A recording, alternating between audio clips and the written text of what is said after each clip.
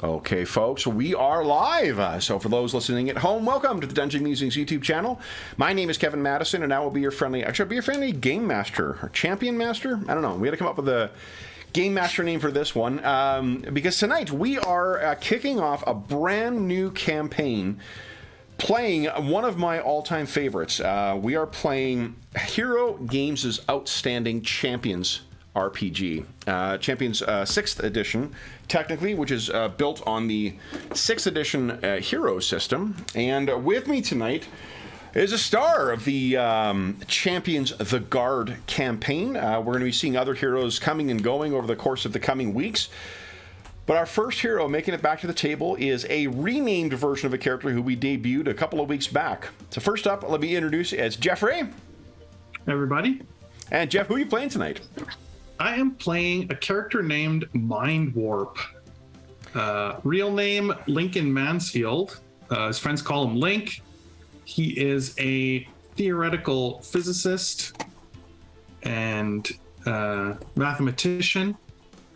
And he was working for the Canadian Space Agency on a space program, using his innate psychic abilities when he sort of triggered a larger subset of those, which turned him into the speedster known as Mind Warp. Nice.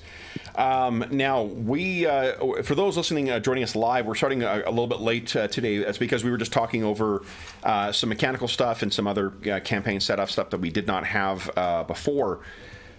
So let's jump in. I guess we got a full evening of gaming here. So, Jeffrey, I think what our session opens on is in the film version of our campaign, what you would see is a blue and teal planet drifting in space that has strange, almost like brownish clouds going around it. But we can see on, past the Terminator, on the dark side of this planet, there are tons of lights revealing urban areas. You can tell at a glance, we don't see like spaceships coming and going, but you can tell at a glance this is a planet with billions of inhabitants. What we then see is a single flash of light coming from the Terminator side, the darkens, or past the Terminator, the dark side. And it seems to go out into space, and then there is a flash of light, which then seems to travel back down the beam. It hits where that black is, and then what must be moving at hypersonic speed, there is a ring of fire that expands out from where it hits, going around. When it finally moves beyond the Terminator out of the darkness, it begins consuming those brownish, soft clouds and all the other surfaces until it, for a brief time, appears as if a flaming orb that hangs in space. And we will now cut to a nondescript two-story office building in downtown Montreal. This is probably on the outskirts, not one of the high rises, but we can hear a woman's voice say, "You're going to miss your flight." And we cut inside, and what we see is it's your archetypical, comic book sci-fi lab, right? This is Tony Stark or Henry Pym or whatever would all feel, at home in this place with all the different magical or technological equipment in here. There's a big, like a half-assembled cockpit or canopy that seems like someone would be in there. And the only occupant in here is a Chinese woman. Has glasses on. She's probably in her early 20s. Glasses on are hanging on her nose. She's working on her computer, and she says, "You're going to be late." And we then see kind of burst out of one of the two offices that goes into this larger, engineering workspace. We see a young man, and Jeff, what does he look like? Now, for those at home, like the actor who would be playing this part of our campaign we do quite often, I'm going to actually pay tribute to a British mathematician YouTuber that I'm a big fan of. His name is James Grime, and that's what Lincoln looks like. So he's got a big smile on his face, blonde hair. You can look him up, anyone who wants to see what he looks like. Okay. He's slightly goofy looking and always happy, and he's got sort of Nice. I wonder if I can let me see if I a can get button-up shirt. Yeah, you can find lots of pictures. I don't know if I can find it on the let's see here. James Grime, his name? Yeah, he'll come up. He's he's probably wearing like a button-up shirt, but with the collar open and then just not tucked in, and a sort of a suit jacket on top. Okay.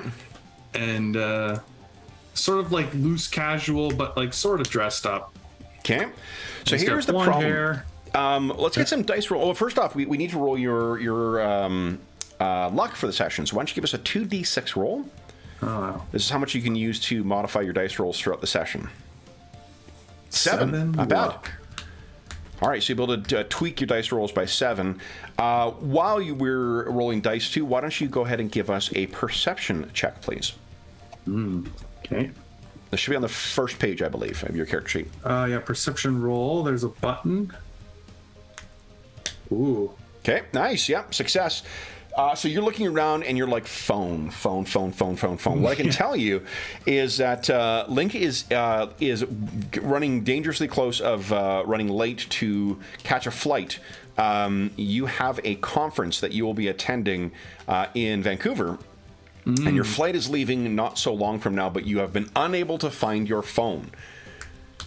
Yeah, so like, Adrienne, have you seen my phone?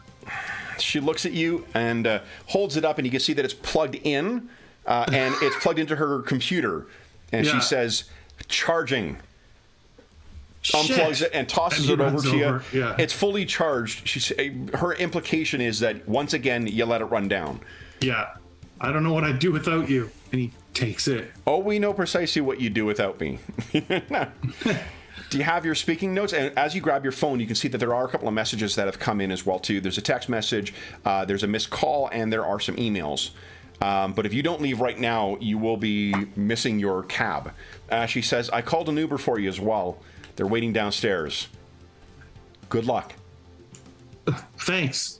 And he looks sort of frazzled, but excited to be heading off. Yeah, you've got good reason to be excited because there is a fellow. So to give context for what your studies are, you and Dr. Leo, Adrian, that's the name of this, the Chinese woman you share the office with, where you do the math, she does the engineering. So the project that you guys have been working on that led to your superpowers was a joint endeavor between the two of you. Her working on the mechanical, she turns the wrenches, as she says, and you dream the dreams. So, but you are also going to, there is someone else, you're supposed to be presenting on a panel with a colleague of yours from Vancouver named Dr. Julius Posner. And Dr. Posner is also someone who sort of specializes in like, subspace fields mechanics or warp mechanics or something to that effect. You had co-authored, or you're working on a co-authored paper. Dr. Posner works for the Canadian government in Vancouver. In addition, or at least he has a grant from them. But first time you've met him in person. Yeah, we've had a lot of video calls, but never in person. Precisely. Yeah. So it's going to be exciting. Plus, it's always, this is the whole conference itself is like basically it's thinking outside the cockpit is the title, and it is a whole conference dedicated to dealing with more advanced ways or innovative ideas for space travel. Right. So that's our whole thing, our whole shtick. Yeah. Exactly. So good things, and she says, remember to get cards. I think he's like checking his pockets, and he's like, he pulls some out of one of the pockets, like, or maybe see you like zip back to the office. Yeah, maybe. And then he's back. Yeah, got him. Okay, good. Then go ahead and have fun. She's referring to the reception. There is a notorious reception that will be held at University of British Columbia right on campus, looking out over the endowment lands. It's supposed to be quite the debauched shindig, largely because it tends to spill out at the end into a kind of pub crawl in the Point Grey area. And I think Link can notoriously not hold his liquor well, because he never gets out of the, away from the math. So when he does imbibe, he gets quite intoxicated. Excellent. All right. So with everything, you can certainly check your messages on the car ride to the airport. You head down the stairs. And we kind of cut to outside where this Uber driver is kind of sitting, looking at his phone. He's got your picture on there, like, come on, man. Come on. And you're suddenly in the back seat. Yeah. And he's like, what? Let's go. We're late. Shrugs and just, puts the car in gear and begins going up. Now, the missed phone call is from your mother. Yeah. So I don't think we gave your mother. So one thing we talked about before we went live, you come from a family of like a kind of like not overachieving, but like a scientific family. So I think your mom might be like a research scientist, like a research physician, I should say, like a medical doctor. Yeah, I like that. Okay. So, and do you have a first name for mom?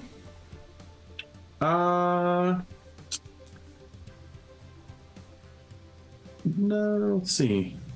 The first two I thought of I don't like. Let's go with Gail. Gail, okay. Gail Mansfield, okay. So you see, first one comes, it says, I'm not sure if you've got her listed as mom or as, just a default. Yeah, it just says mom. It just says mom for sure. Okay, so you got a missed call from mom, no voice message, which is not surprising. She respects that you're a busy person. You'll call when you need to. You've got a text message from someone named Jessica that is your brother William's girlfriend. William Mansfield. William is the one he's in third year in like a social sciences studies at University of Victoria. I think that you've met Jessica before, probably online stuff, but you've never. It's weird that she would text you. It's weird that she would have your phone number.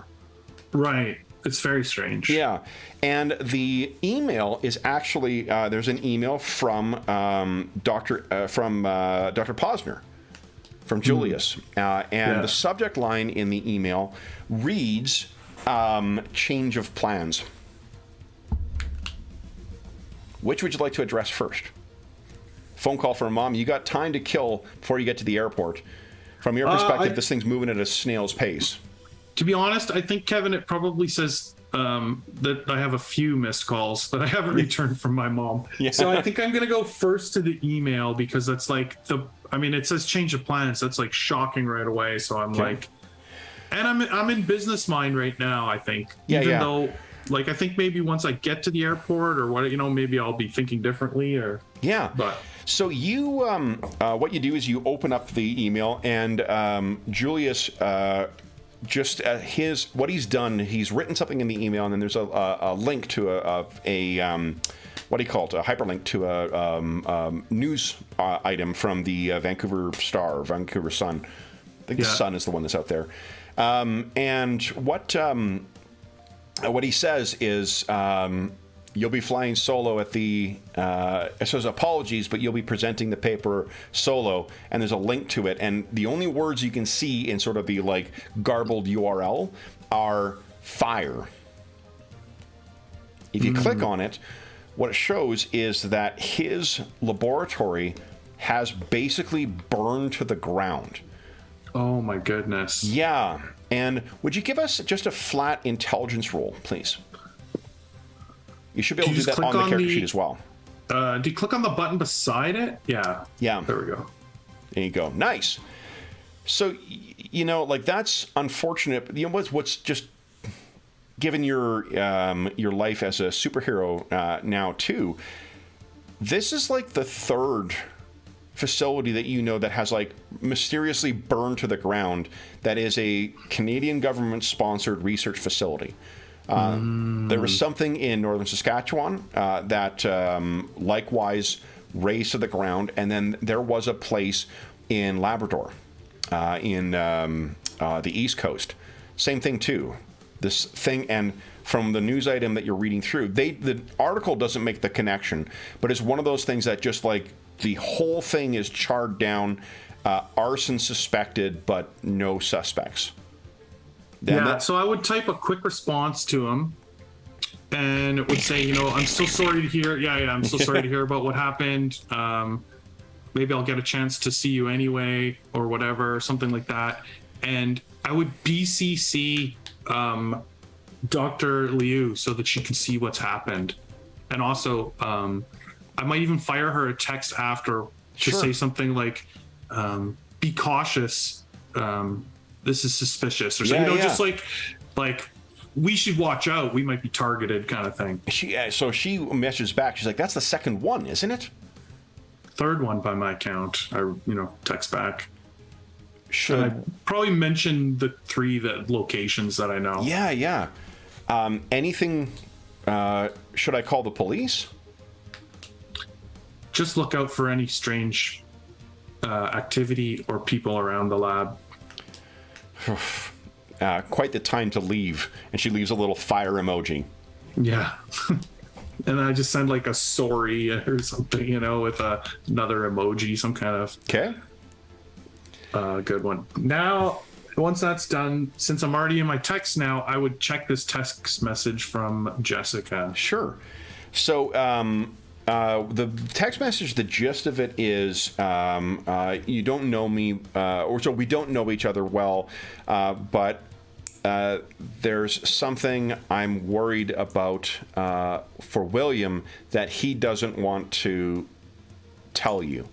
Do you have time for a call? This thing was sent about where 3 are hours they ago. In the country? Yeah. Victoria. Both of them are students at University of Victoria. What time do I think I'm going to arrive? Where I'm going to BC, right? You're going to BC, yeah. So you're flying out. You'll be flying across 3 time zones?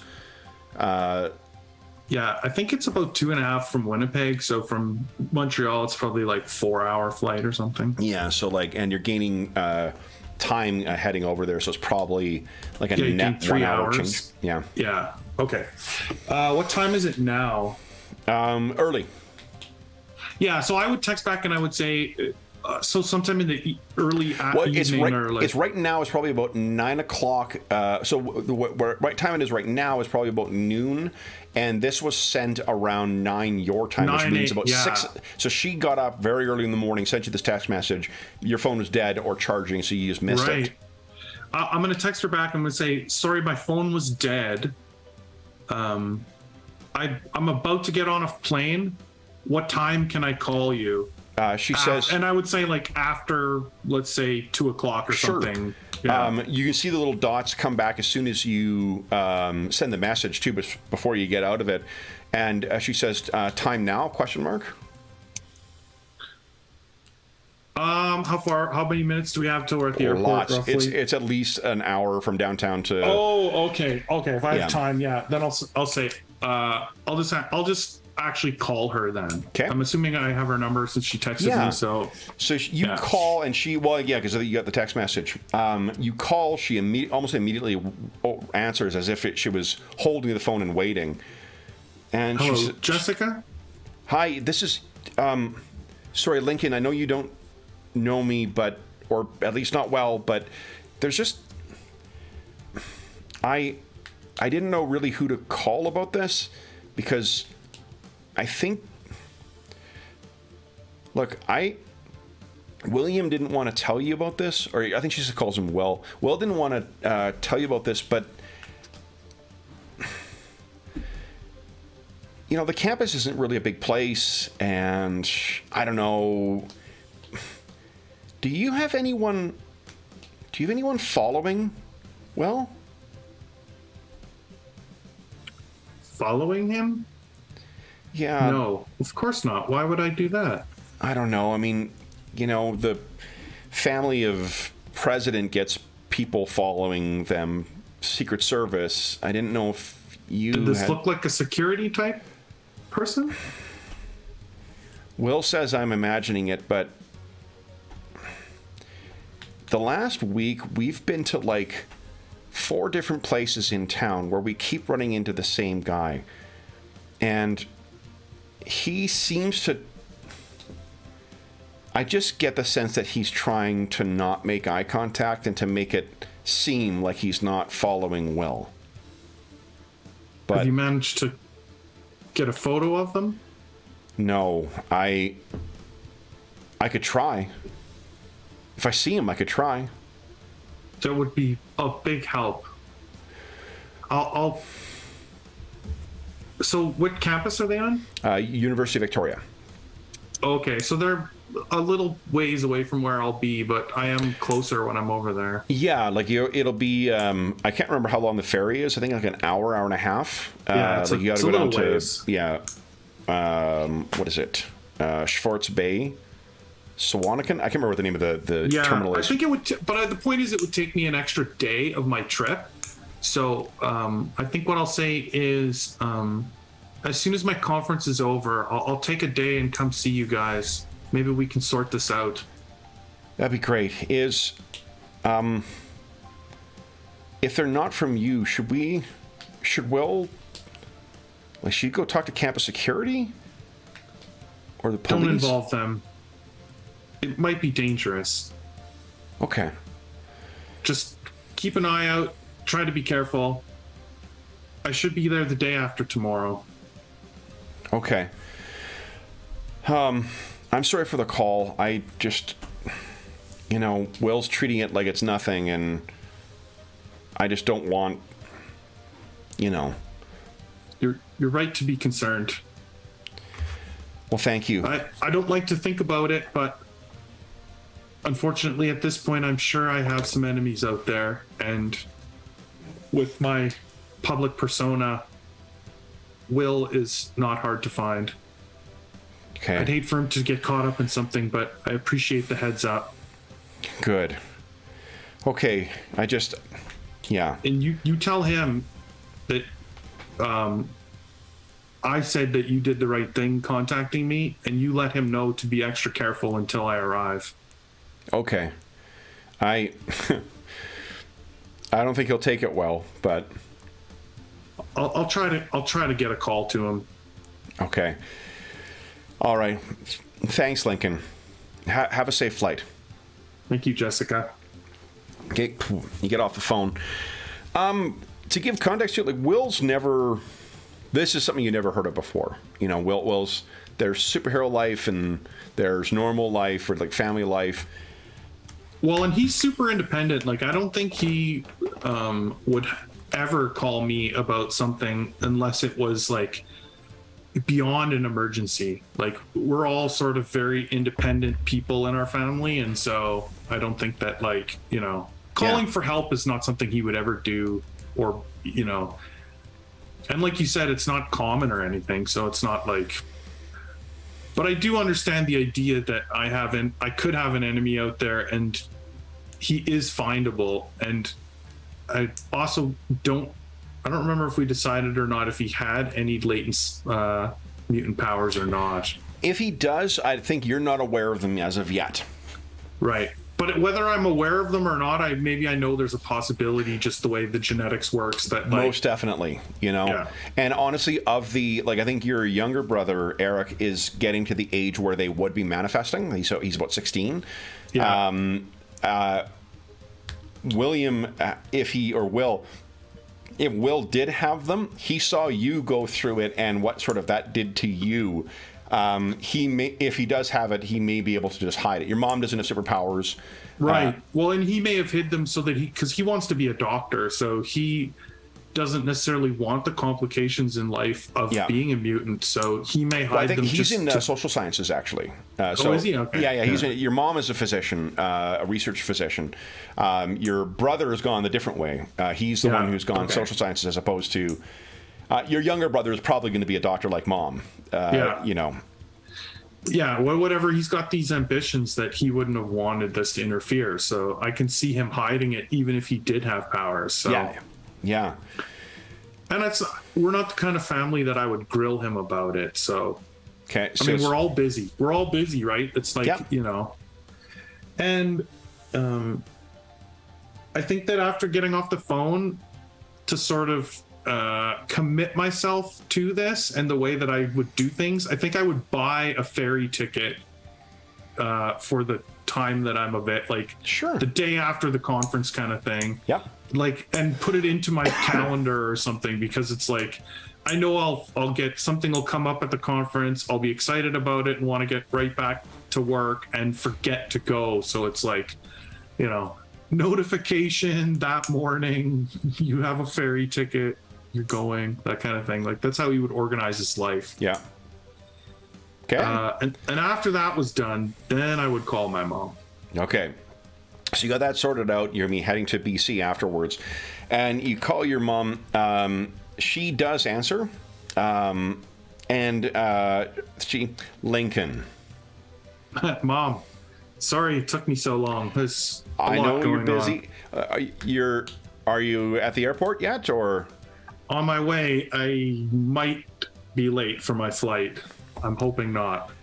I look over to see how fast the driver's going, kind of thing. She says she just kind of has a pause afterwards. She says, "Well, I won't keep you. I just want to." Have you ever heard of something called the Echelon Academy? And I can tell you haven't. No, it's not ringing any bells. Well, Eric has been apparently headhunted by this place. It's apparently they say that it is a separate learning environment specifically for accelerated gifted students. And I've never heard of the place before. If it's something, it seems as if they have. And she says, I'll do a Google search. You can find things about it. And they're offering, or at least talking about, the potential of some pretty substantial scholarships and inroads at universities. So I'm suspicious only because I've never heard of this before, but Eric seems fairly excited. He's the one who brought the information to me, and I don't know. It just...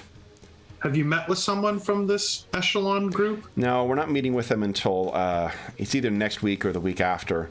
We're having to work for time, but they have individuals, they have recruiters who are coming out.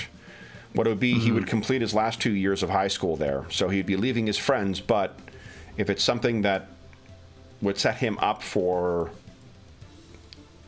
university and medical school, they say he can complete, even in high school, some pre-med courses there. And, well, you never heard of this? I've never heard of this. And not in your, your not day job? No, not in my not day job either. I can ask Adrienne if she's ever heard of it. If you could, yeah. If not her, then maybe if you could ask some of your other friends. Of course. I'll look into it. I'm sure it's nothing. I'm sure it's just some billionaire's pet project, but Eric just seems so excited about it, and if I can avoid raining on his parade unless I have to, I'd prefer to do that, to put it off. Of course. All right, Lincoln. Thanks for returning the call. Have a safe flight, and good luck at the conference as well. Good luck on the paper. Oh, thank you. I'm excited. Good. I'll text you if I learn anything. Thank you. Yeah, and don't tell Eric that I was suspicious. Not unless we have to let him know. Of course. I won't make it a group chat. Thank you, Lincoln. Okay. Mom, while I got you on the line, Yep. have you spoken with William in the last week or two?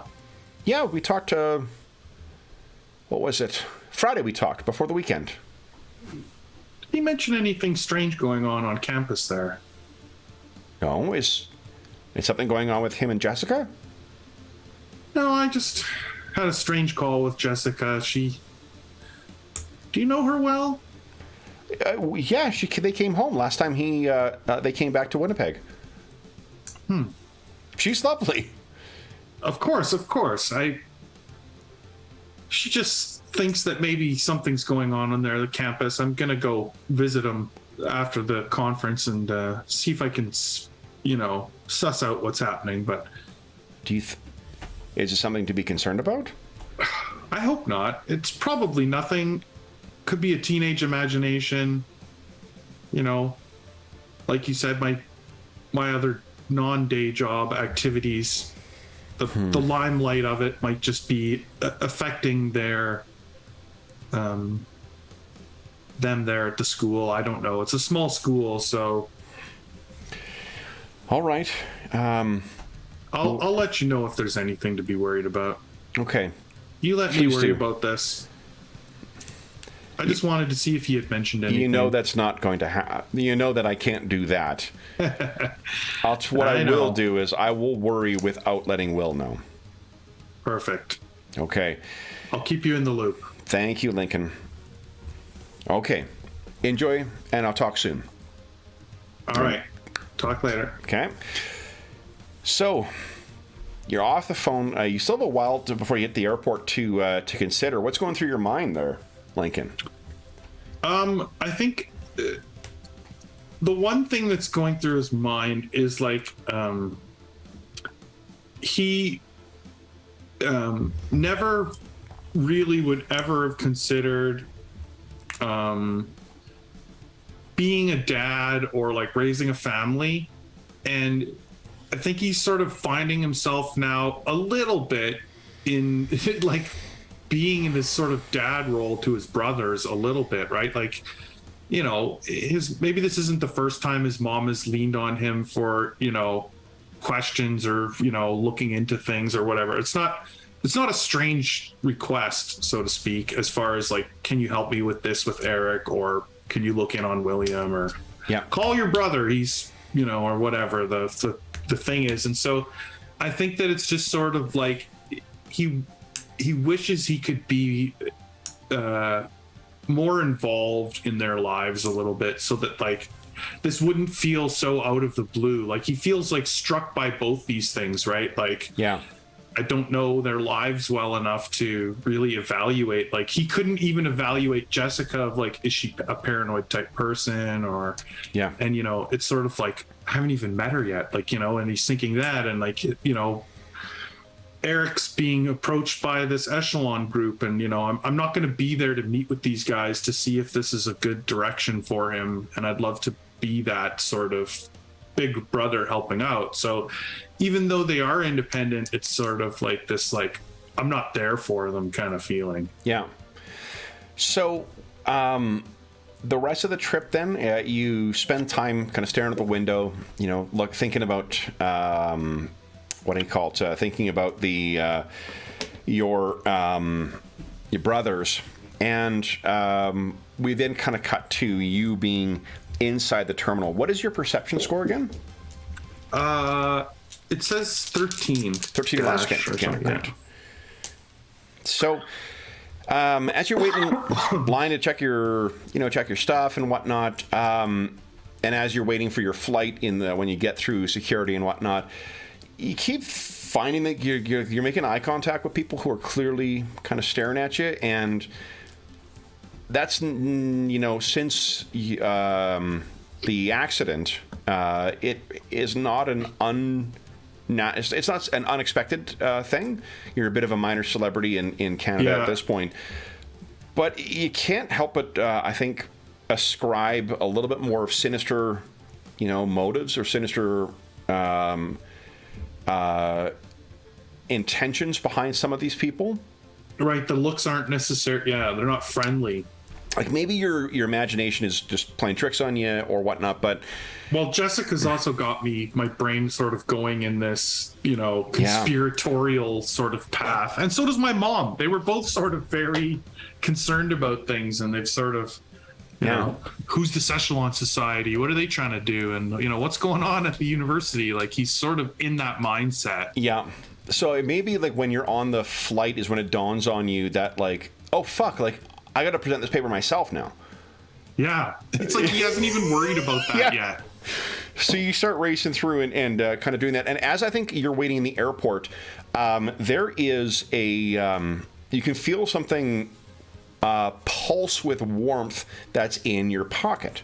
And you know that it is like a pocket watch that was given to you by Dr. Caliburn. And Dr. Caliburn for those who maybe joined us the first time, Dr. Caliburn is a former super magician type character who now runs the sort of headquarters for the Guard out of Ravenscroft in Ravenscroft, I think, in Montreal. And that's what he looks like. That when you open this thing, there will be a little magical, version of his head, like almost like a Star Wars hologram, but magical. So that would be fairly, and it's going to talk to you back and forth like a video chat, but magical. Yeah. So I think what you see is Link is holding the cards. Remember when Dr. Louis said, "Don't forget your cards," and so he's got these cards and he's looking through them, and it's over to this is where he talks, and he realizes these cards are useless. So you just sort of see him rip them in half and shove them back in his pocket, and then pull out this watch. Okay. And maybe go to the washroom. Okay. Yeah. Or actually, I think he would go to the washroom. Sure. To use it, not just sit in the middle of the plane and. Yeah. So you get up Dr. and Caliburn. Yeah, you head into the washroom. You close the door. Wait in line for a second. Yeah. You get yourself in there, and then what do you think? How does Dr. Caliburn refer to you? Is it Lincoln? Is it Mind Warp? Is it Doctor? Does he refer to you? He probably calls him Link. Link? I think that he probably tells everyone to call him that. Okay. Mind Warp is like the newspaper name that he was given. I don't know how much he uses it himself, almost, right? So I think Dr. Caliburn, because he's got that British sensibility, I'm picturing him have that sort of right. He might call me Dr. Mansfield. He might call you Dr. Mansfield or Lincoln, or and probably Dr. Mansfield when he's talking to you, and then Lincoln when he really wants to emphasize a point. Yeah. So you open it up, and his head appears. And he says, "Dr. Mansfield, did I catch you on Are you in a washroom?" Yes, I'm in the washroom. I'm on a flight to BC. Sorry. Your conference, right. Yes. Forgive me. I didn't mean to disturb you. I wanted you to know there's nothing to worry about as of yet, but I am detecting the auguries suggest something ill comes to the west coast of Lake Winnipeg. And this is a typical kind of, early warning system message you get from him. I have yet to alert the remainder of the team, but I wanted to be sure you were aware in the event we needed in the event that your expertise was required. Nothing is manifested as of yet, but I am monitoring things. Well, I got the suit with me, so you say the word and I'll be there. Good. Well, I will let you get down to business then. Goodbye. Right. Doctor, and he disappears. Yeah. So you return, you open... I think I'd like wash my hands to like, you know, do the old like, of course I was using the washroom. Yeah. And you open the door and you can see there's an old woman standing there who clearly has been there long enough to overhear you talking to Dr. Caliburn. yeah. And she kind of looks past you to see if there's anyone else in there.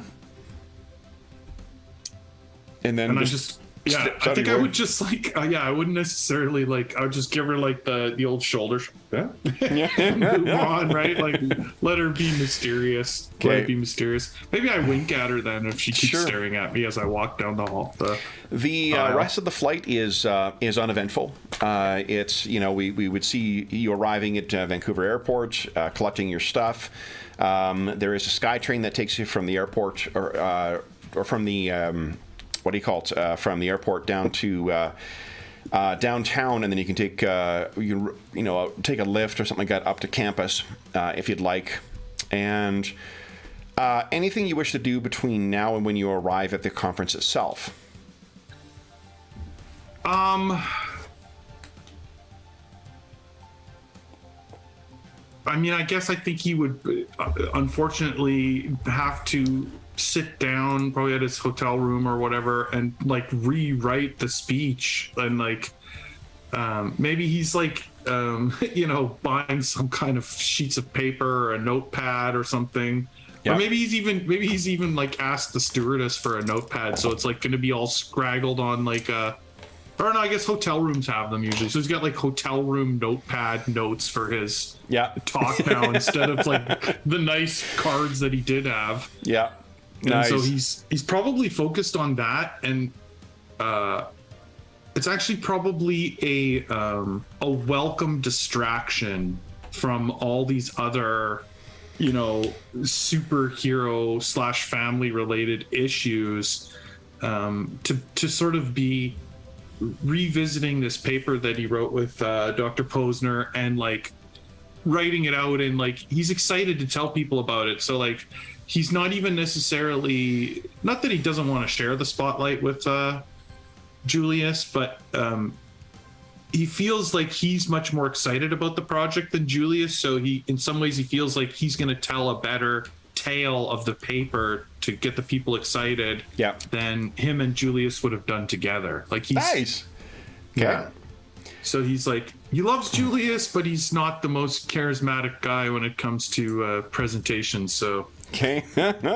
he's like, he's happy about this part. Not happy like that his lab burnt down, but he's sort of excited about the chance to still tell everyone about the paper. So sure. It's a good distraction. Yeah, and distraction it does prove, because I think there likely is a do you think that Lincoln is the type that would have flown out in time for like the pre-conference reception and then gone to the conference itself, or would he ever have skipped that stuff and arrived only for the actual conference itself? I think that his plan was to just show up for like the talk, like literally like fly in, do the talk, fly out. And Dr. Liu is like, no, you have to go. You have to meet with your colleagues. You've got to do the schmoozing part of the job if you want them to buy into your. So I think reluctantly he's like there for the whole thing. Okay. So you're going to have to head down to campus for the reception, I suppose. Now that you've got your stuff together, you arrived early enough so you've had enough time to be in the hotel and like kind of unwind and whatnot. You catch a Uber or a Lyft down there, and again, like maybe it's your mind playing tricks on you, but is there a car that's followed you? To give context, to go from downtown Vancouver to campus is like to go. Let me think here. You go south of down to a street called Granville, and then you head fairly way out west. Like the campus is fairly west of the core of the city, which is fairly on the northern part of the peninsula there. And it would be unusual for there to be traffic that would just carry from downtown to it. And then there's at some point where you're going through one of the last neighborhoods before you hit the campus in Point Grey where it seems to turn off. So maybe you're imagining things, but it feels like that feeling you had at the airport continues on here. Yeah, and I think he's very actively trying to convince himself you are just, your mind is going, you know, you're not being manipulated, but you're being influenced by, you know, other people in your life. Just have a good time. You're here to have a good time. Yeah. Take the day, you know, you can worry about the other stuff after. Yeah. So, and to that effect, you managed to you reach campus after driving through the endowment lands. These beautiful, it really is like driving through like empty or like natural pine forests. You finally reach the UBC campus. You make your way to the reception, which again looks out over some of the gardens. UBC. Anyone who has watched any like Fox shows between the late 1990s and the mid 2010s will have a very good idea of what the UBC campus looks like because it's used in so many fucking shows. Oh yeah. So when you arrive here, you head up into the reception, and it is it's quite the affair. Like, there's a big turnout, and there's a lot of unusual types here. Unsurprisingly, those in a superhero setting who are interested in interplanetary travel. It's going to be real oddballs in here. So totally. And I think that for Link, these are his people though. It's like, you know, like he actually enjoys all these oddball conversations and this sort of the what do you call them? The theoretical physicists, like, you know, you can sort of only talk to each other about your stuff because, you know, to an average person, it's just like nonsense, right? It's like talking to somebody about a video game you've never played, or what, you know, telling your parents about this video game you're into. It doesn't make any sense to them, right? It's like, so it's like, you know, you can finally talk to these people. So I think he's actually excited to see lots of them. He's probably, you know, people you've met only on Zoom before or whatever. People who you read papers of, or who have, like, you know, been ghost editors or readers on your peer-reviewed stuff. So you get in and you throw yourself into the heat of it. About midway through, there's a small, balding, but, you know, fairly, his hair is kept quite well. He's got a bit of a thin mustache. Dark-eyed gentleman with, you know, spectacles on as well. Probably about like mid-40s. He steps into the, you know, the crowd of people, or into the area where you're speaking, or maybe he comes up to you when you're refreshing your drink. Yeah. And he says, "Dr. Mansfield." Yeah. Indeed. And who are you? Dr. Espinoza. Oh, Dr. Sebastio. You can call me Sebastio. Sebastio. And he has a distinctly... I can't do a very good Spanish accent, so... I can't do a very good any accent, but I choose not to do a Spanish accent. Let's be clear. Yeah, okay, sure. So he's Spanish. He's clearly Spanish. And like Spanish, you know. So he says, I am very excited to have to attend your speech. I heard, or your panel, I heard that Dr. Posner will be not reaching us. Yes, unfortunately, he's had an incident at his lab and can't make it. It's such a shame. Though I am happy that if we were to be down one, that it is down Dr. Posner and not yourself. I wish to. So you can give us now that he's giving you his full name, Dr. Sebastio Espinoza, you could give us, what are your knowledge skills? Your science stuff in there. They're all, so it's physics, quantum physics, and mathematics. So if he's any of those, so I think it'll just be an intelligence check then.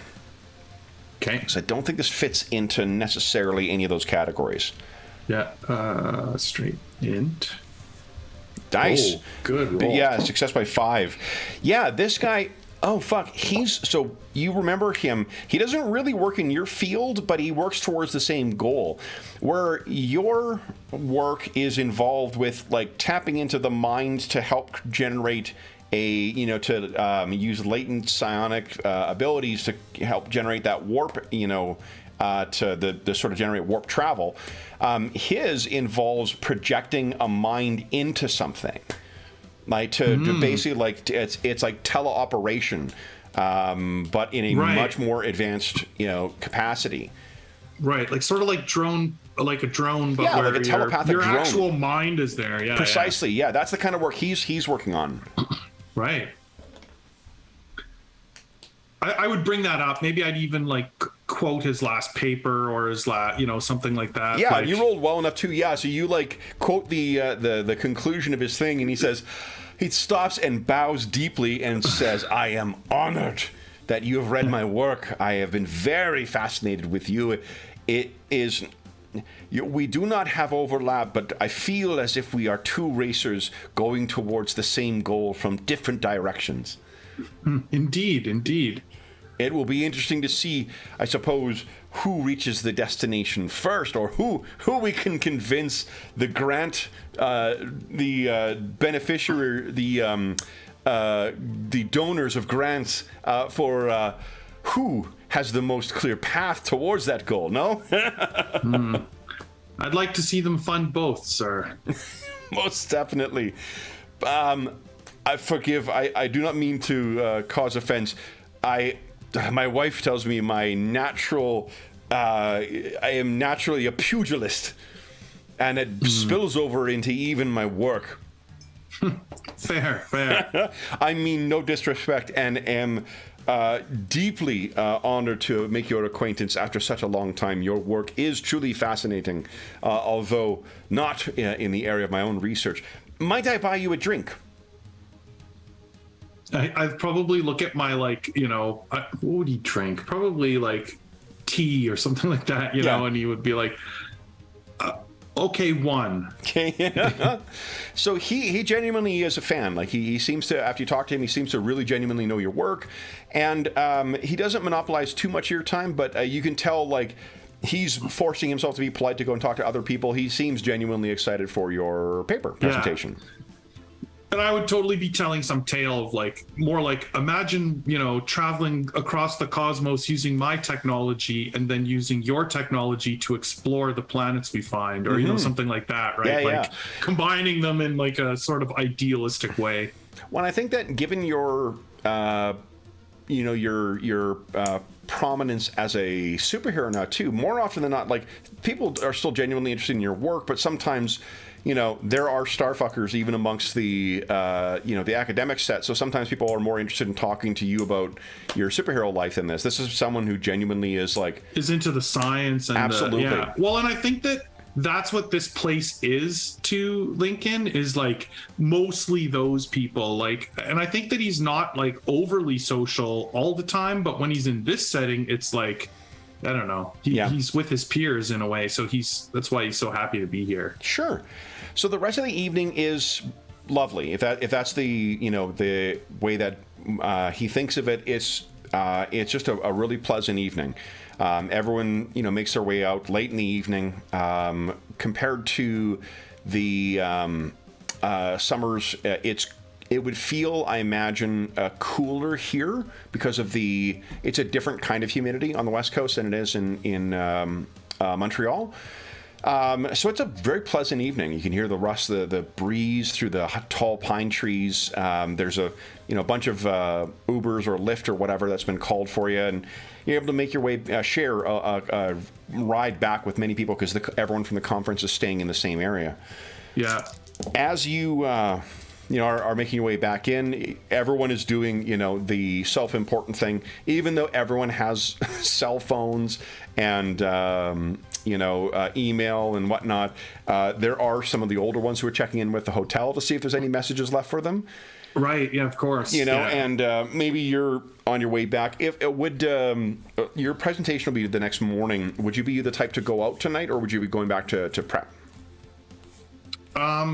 I think that he would be going back to go like he's done this like first draft, and I think sort of after the excitement of the reception, he now wants it to be really good. So he's actually like talking. He's going to talk to the front desk and get like an actual pad of paper and like rewrite it again so that it's like extra good. He's re-preparing essentially. It's lit even more of a fire to make this a good presentation, and not like even as a competitive thing against Sebastio for who's going to get the money, but just more like he sees that people are really excited about it, and so he wants to like share his passion. Yeah. So as you're standing at the, there are, again, like the carloads of academics that arrived here earlier are going over and talking about, whatever, like just keeping the two, front desk staff people busy. You check your messages, nothing further from anybody else. So you look around, and what you can see is you've been gone for about 6 hours by this point. Is that the same guy who was sitting in the lobby before, pretending to be checking his phone, or is your mind playing tricks on you?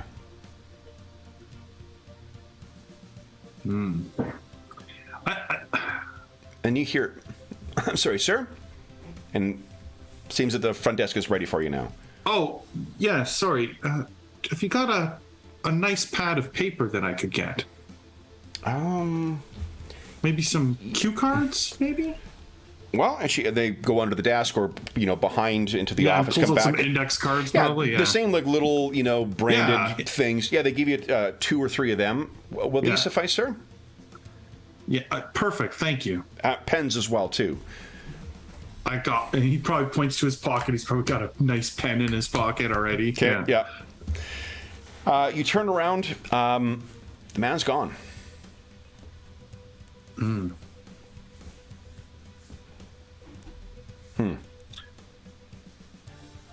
Well, and he would just, go back to his room, and he's aware of it, but he's like, he's basically trying to fight any urge to be mind warp this weekend and only be Dr. Mansfield, because that's why he's here, and it's sort of the part of his life he likes better. So, he's... So we cut to the next morning. We see briefly you working once again on your paper, reworking it, maybe practicing it for the presentation. We cut to the next morning. You're saying good morning to people. There's a bunch of people who are you saw from the night before. Good morning, good morning. Sebastio also waves at you at his table. You don't disturb him because he's got a big legal pad that he's working on as he's writing away. Kind of good morning, and then goes back to his breakfast. And then we have your presentation. So why don't you give us an intelligence check? Let's see how well your preparations went over. Yeah. All right, here we go. And this is just incredibly well. Yeah. So this is not, it's a empty, where you're presenting is in one of the lecture halls and smaller lecture halls, not like, the 300 seat capacity. No, of course not. Yeah. I said, there's probably only 30 people in the world who would even appreciate this. Yeah, and they've scaled it appropriately. So you give your, there's a little wooden lectern you give your presentation at. There's a PowerPoint presentation, behind you, because conference presenters don't pay you to not do PowerPoint now. Exactly. So you give your presentation, and it goes over incredibly well. There's people who, stick around afterwards who are all asking questions. You get some really interesting and I think useful questions throughout the Q&A period afterwards, to the point where people have to be shuffled out in order to make time for the next presentation. You're followed down the hall by people asking questions. The rest of the conference is also if you were looking for an excuse to throw yourself into just some very fascinating different areas of thought and study in the field of, in general, space exploration, some amazing stuff you're exposed to over this. The day genuinely flies by. And he's probably taking in as many conferences as he can. Yeah. So there's just a shit ton of things, and your email and whatnot remains quiet throughout the whole period. You don't even think to take a look and see whether there's anyone suspicious, because you're just so when you're not in a presentation and you're not asking questions or talking to other academics, you're trying to make sure you're getting to the right room or whatnot, or having lunch. There's the lunch thing where, it's a big reception area where everyone's sitting down and you're all having really interesting, heated, discussions about the areas of research or what was presented at someone's thing. It's just a really enjoyable and edifying experience, very different from what you normally get. That evening, there is the pub crawl. So there will be the reception on UBC campus, the dinner, reception, then dinner, and then the notorious pub crawl off near where there are some campus or faculty, the faculty association quarters nearby. This big old building. That's where you'll be having your your reception and dinner. Is there anything that you wish to do between the time of the ending of the conference and the start of reception and dinner?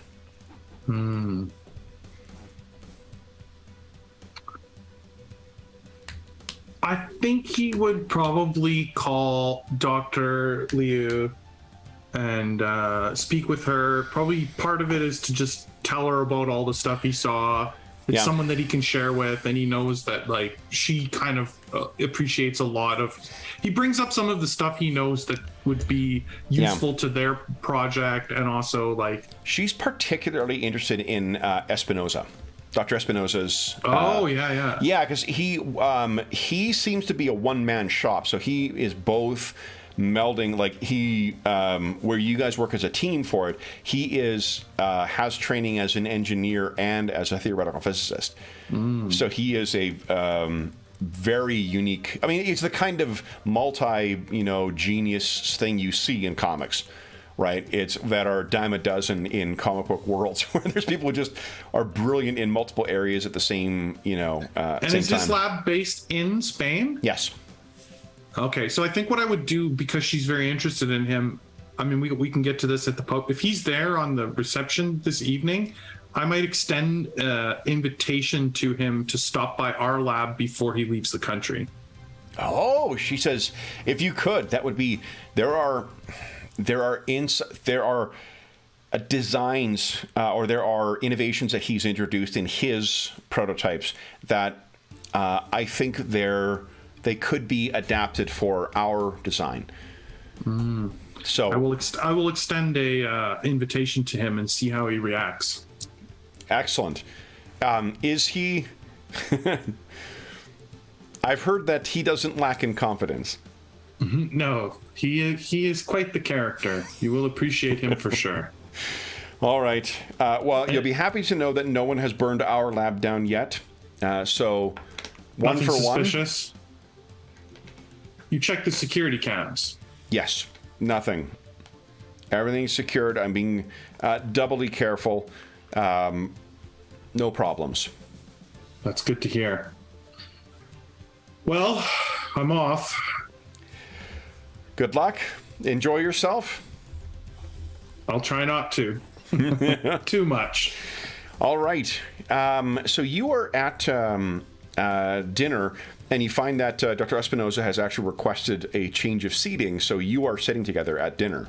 When you come up, excellent. Yeah. He sort of extends his hands wide, and he says, "Forgive me. I owe apologies to a gifted mathematician for the crushingly dull biochemist that they will be sitting next to, but we must discuss your paper." Yes. I'm glad you've requested this change. I actually had something I wanted to discuss with you as well. And he gestures out and calls down a waiter and makes sure that the red wine is flowing aplenty for the evening. The dinner is, there is a bunch of other people at the table, but Dr. Espinosa has some very, very interesting questions for it. Some of them are like, oh, I hadn't thought about that. And other things are, you're explaining things to him in further detail. And he's like, that is right. That's interesting. And it's just a very intellectually fruitful evening. I also would take opportunities to be bringing up Dr. Liu, like saying, "Oh, that's really her area. You'd love to meet her." That like throwing the seeds out there, like, "Oh, you would have lots to speak with her about as well." He Like that seems kind of genuinely, like he seems aware of her work as well. So, I mean, some of the papers that there are things that are outside of her engineering expertise that you guys don't publish on together, but you have, the work that you guys are doing together. Likewise, is a matter of publishing and sharing that stuff. So, right. He does have, and if you do extend the offer, he is more than happy to enjoy or to welcome the opportunity to visit your laboratory. And like I think probably on one of those times I mentioned her, I would say, I actually spoke to her this evening, and she had mentioned wanting to meet you, and I said I would invite you to our lab, and that kind of thing. So I would appreciate that. Yes, definitely. Excellent. I'll make when I am in the country for, and what you find is he will be in the country for about another week afterwards. He had planned to do some travel here, but what he will do is rearrange to be in Montreal in about, say, a week's time. Yeah, that's what I was thinking. So sometime end of next, this is the weekend, I'm assuming, for the conference. So it would be end of next week. Great. That's good for us. Yeah. Yep. Great. He's very happy to do so. It's when you are, what do you call it? When you are in the washroom that you realize later that evening that you must have received a text message at some point and just was not really paying attention to your phone.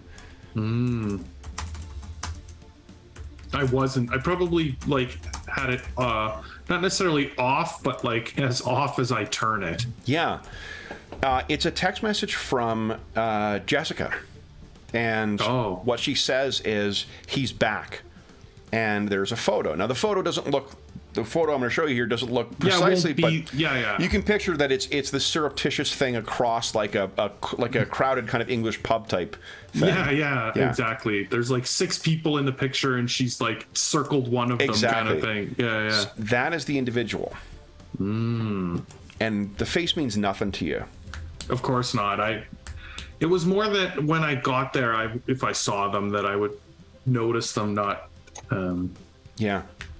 I mean, I guess I might have recognized them, but I didn't think it was very likely. Yeah. And what you can, when you rejoin the table and Dr. Espinosa, what you can see is that there seems to be, and again, maybe your eyes are playing tricks on you, there's at least one guy who seems very interested in your table. And if you're looking over, this person looks away, is much more conspicuous than the people you've seen at the airport or at the hotel or whatever.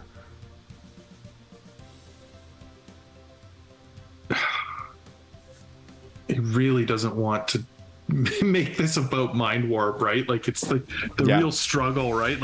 I think in any other night he would walk straight over and be like, "Can I help you?" or engage them. Yeah. But he's sort of trying to push that off tonight. He really let them come at me kind of thing. If they're gonna do something, do something. Otherwise, leave me alone today kind of thing, right?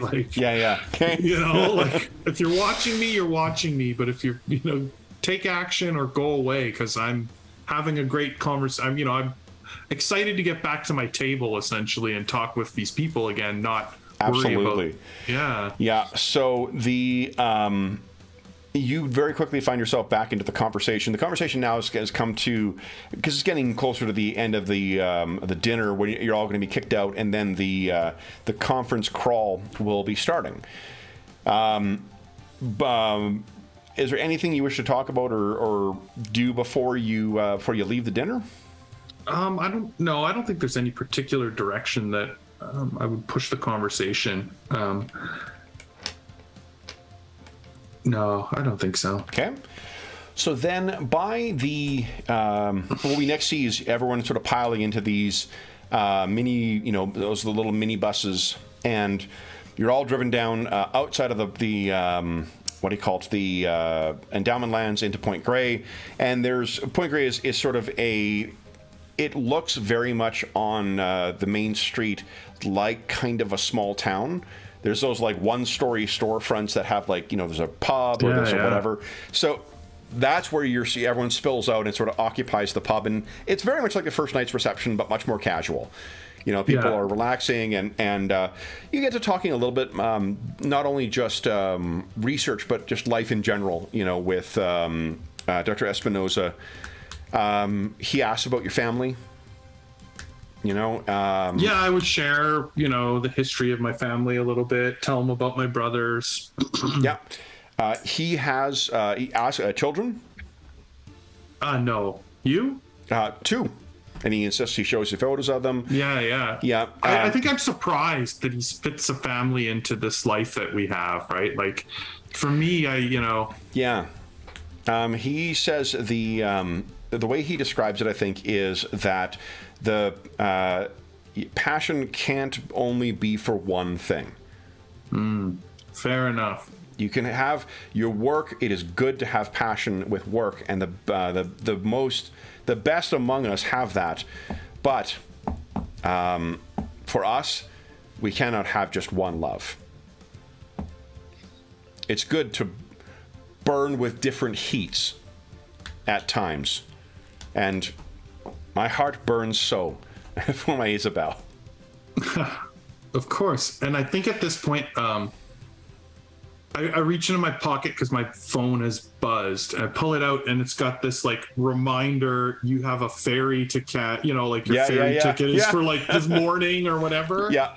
And it's like, I purposely set this for myself with this reminder because I knew I would be out here having a great time. And it's like the responsibility of it. And it's very, he's having a very hard time, right? Of like being drawn into this or staying here. I think what Dr. Espinoza says, if he sees you thinking, he says, one more drink. Yeah. And then I think I close the thing. I hit the like snooze. So it's like reminder in 1 hour or what, Sure. And then I'm like, one more. Okay. And he says, so it's your round. So he says, of course. Says I will allow me to get some air and I will be back. The talk of Isabel. And he Fair enough. staggers outside. He is a lot more drunk than what you are.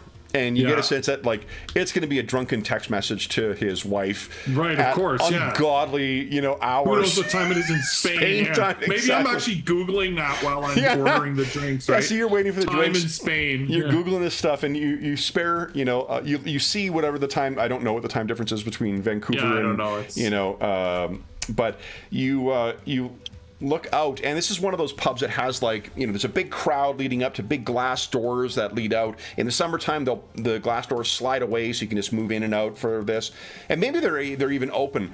It's cooler in the evening right now, so people aren't outside. So he is standing kind of on the street himself. But you have a clear view of 2 men wearing suits as well, too. It's very similar to what you saw at the conference. Walk up on either side of him, grab his arms, and begin walking him away. And the reaction he makes to it tells you that he did not expect this, nor does he welcome this. I think as soon as I see this, like in an instant, I'm over there, maybe putting a hand on one of these 2 gentlemen, like on his shoulder, like. Yeah, so you zip over there at like mind warp speed. Yeah, why don't you give us a dexterity test or a quick dexterity check? Okay. Just to only put it on the. Yeah. So you super speed wise zoom through the crowd. You burst out the door. The door sort of slams, as you go. It probably shatters the glass, in fact. And you're over there. You put your hand on this guy. The guy then turns, and let me show you what happens.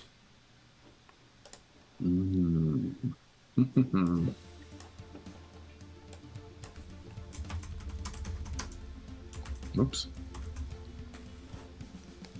Man turns and then cracks form in his face and his hand as he raises it up, and then they break apart, looking like this. Oh my gosh. And I think that's where we'll take our mid-session break. And then we'll come back and see what you choose to do next. So, for those listening at home, we'll be back momentarily, and then we'll see what Mind Warp does, or Lincoln does, with these two would-be kidnappers. So, back momentarily.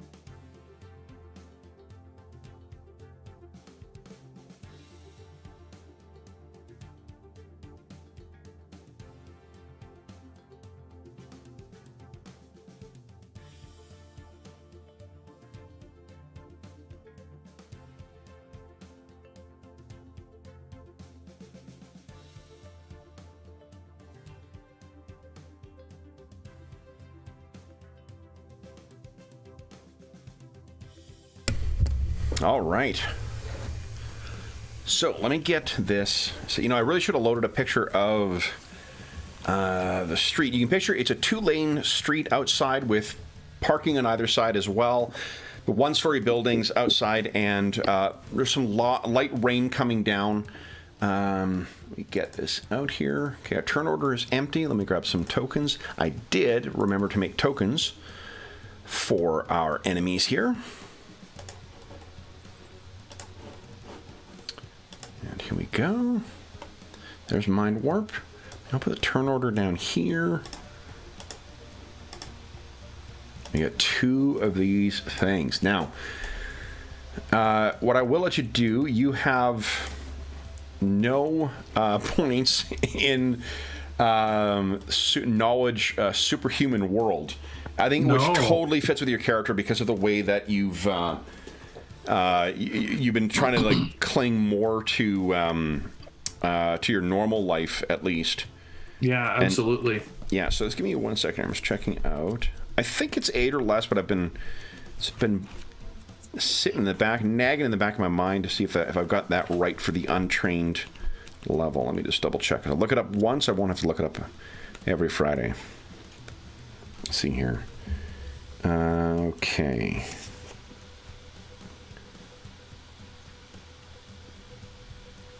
So 8 or less is just a familiarity with it. Let's see here.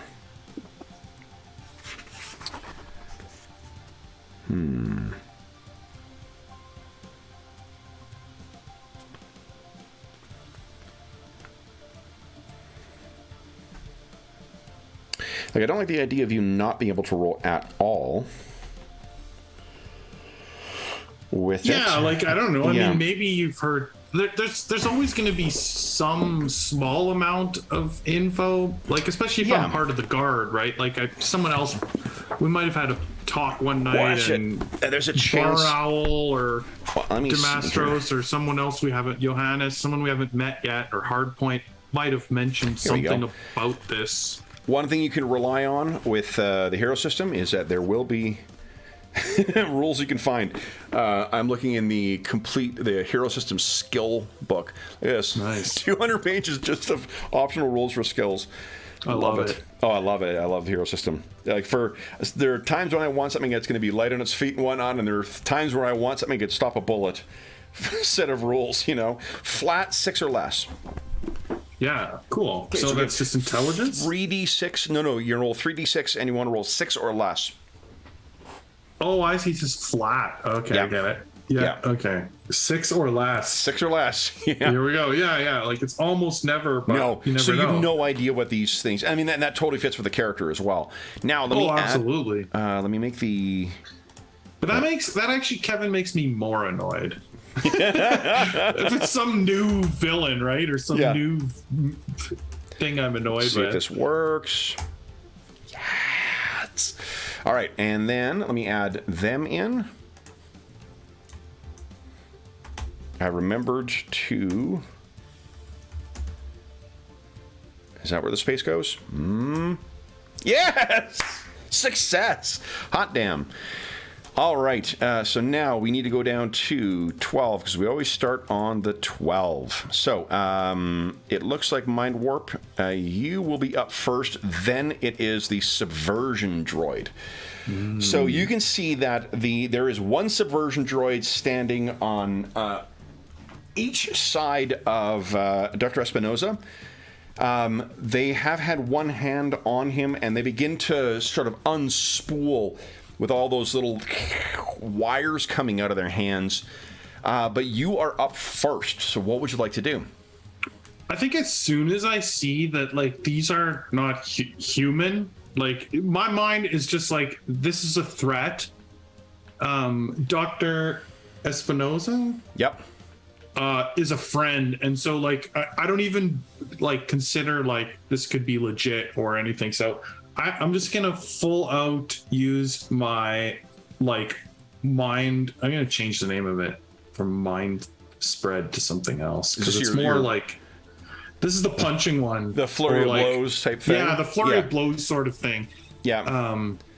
Yeah. You could. How about you could say like strike at the speed of thought or something like that. Yeah, exactly. That's to fit with the mental stuff.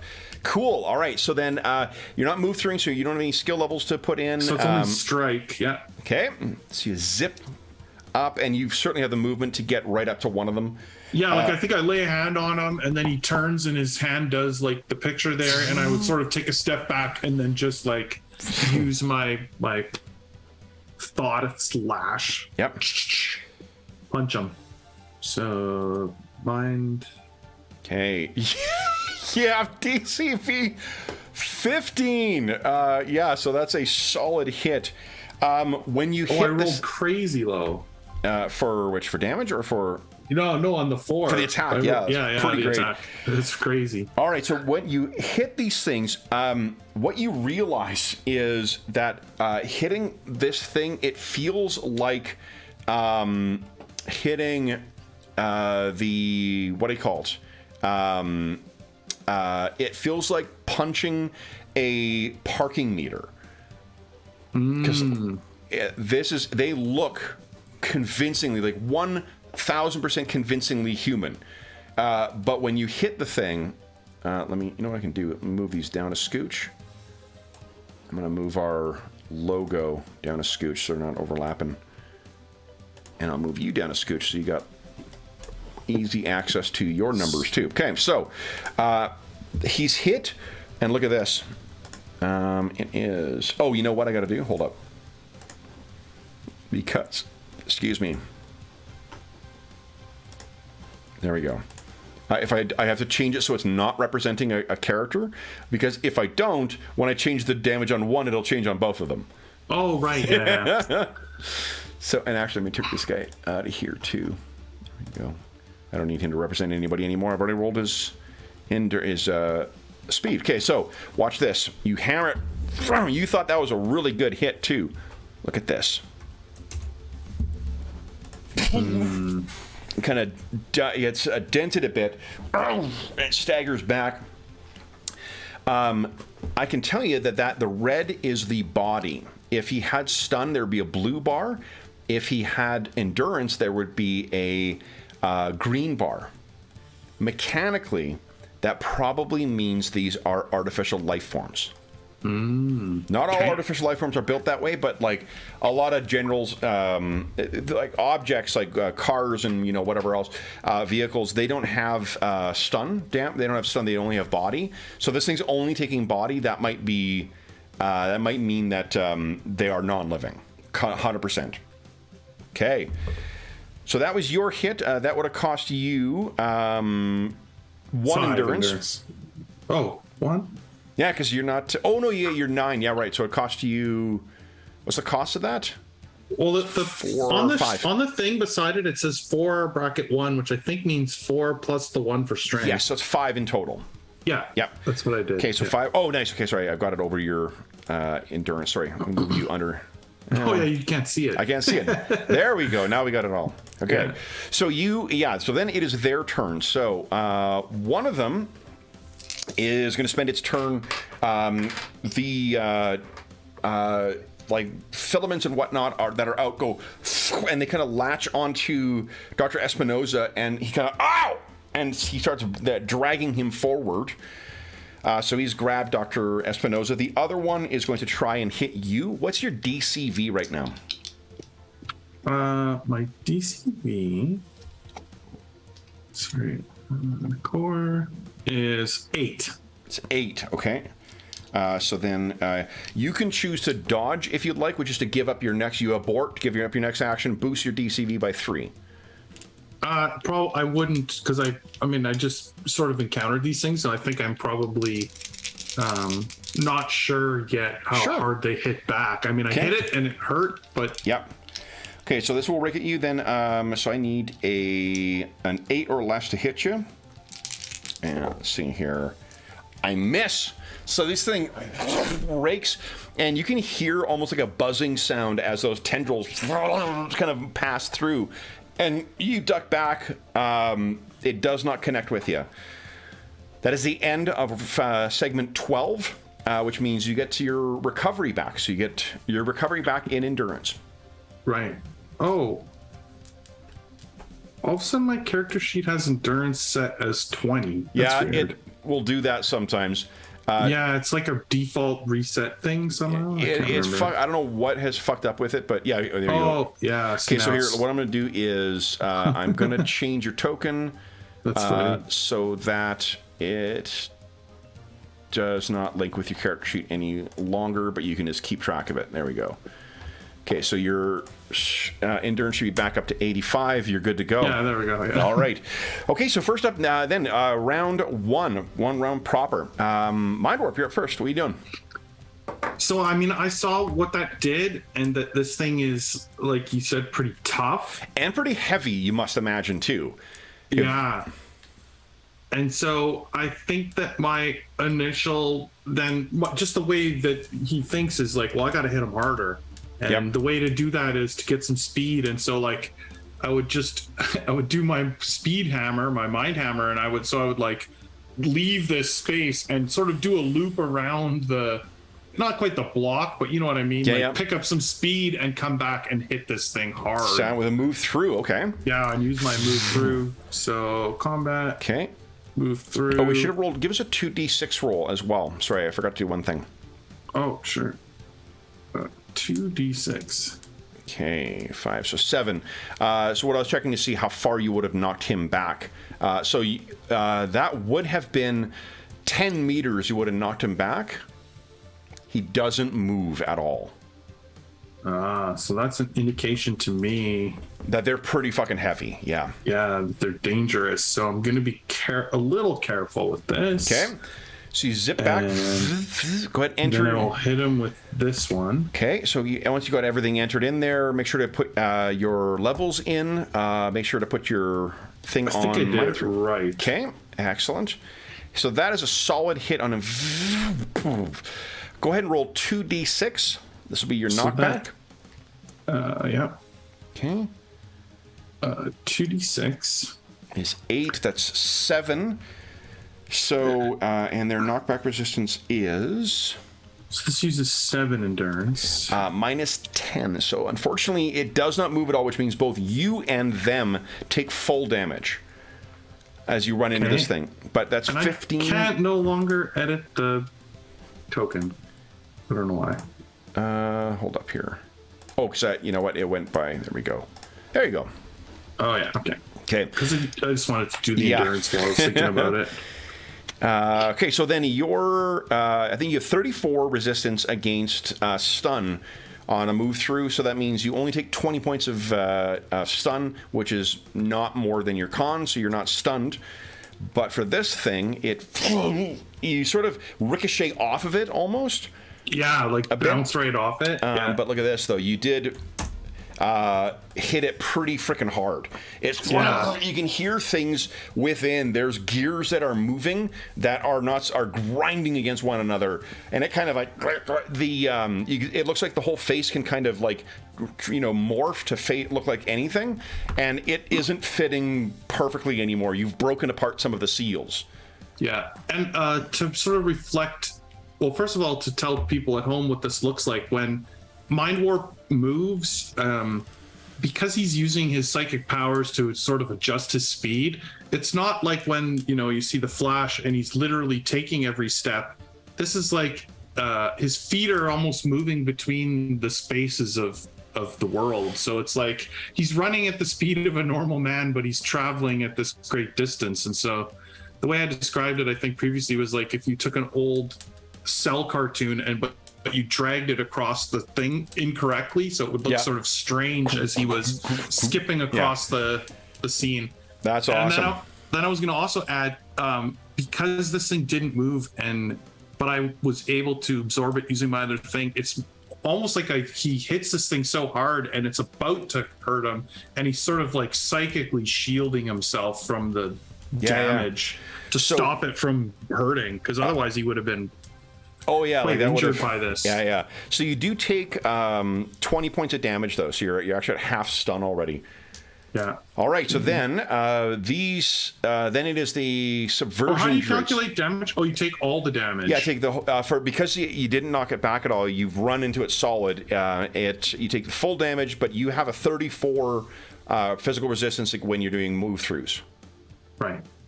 So you only take 24 damage. Or 20 damage. 20. Yeah, 20. Yeah. Okay. So then on this thing's turn, it once again kind of rakes its hand to the side, trying to get you. Nope. wild. You've thrown it way off base. The other thing is stomping forward, and it seems to be moving towards a like a black van. It's about halfway there right now. It's walking across the street, and it's maybe about half a block down. Then it is Mind Warp's turn again. What are you doing? Oh, your blue bar is your stun, I right? changed it on my character sheet instead of my... Oops, I'll change it on my... I'll put my character sheet back to full so I know what it's supposed to be, and then I'll just, use the token. Just because the character sheet will reset as well. It'll fuck up again. I don't know why it does that, but it's frustrating because they did there used to be a different sheet for it that had its own issues. This sheet in many ways is incredible, but for whatever reason that stupid reset happens at seemingly random times. Yeah. Anyway, Mind Warp, what do you want to do?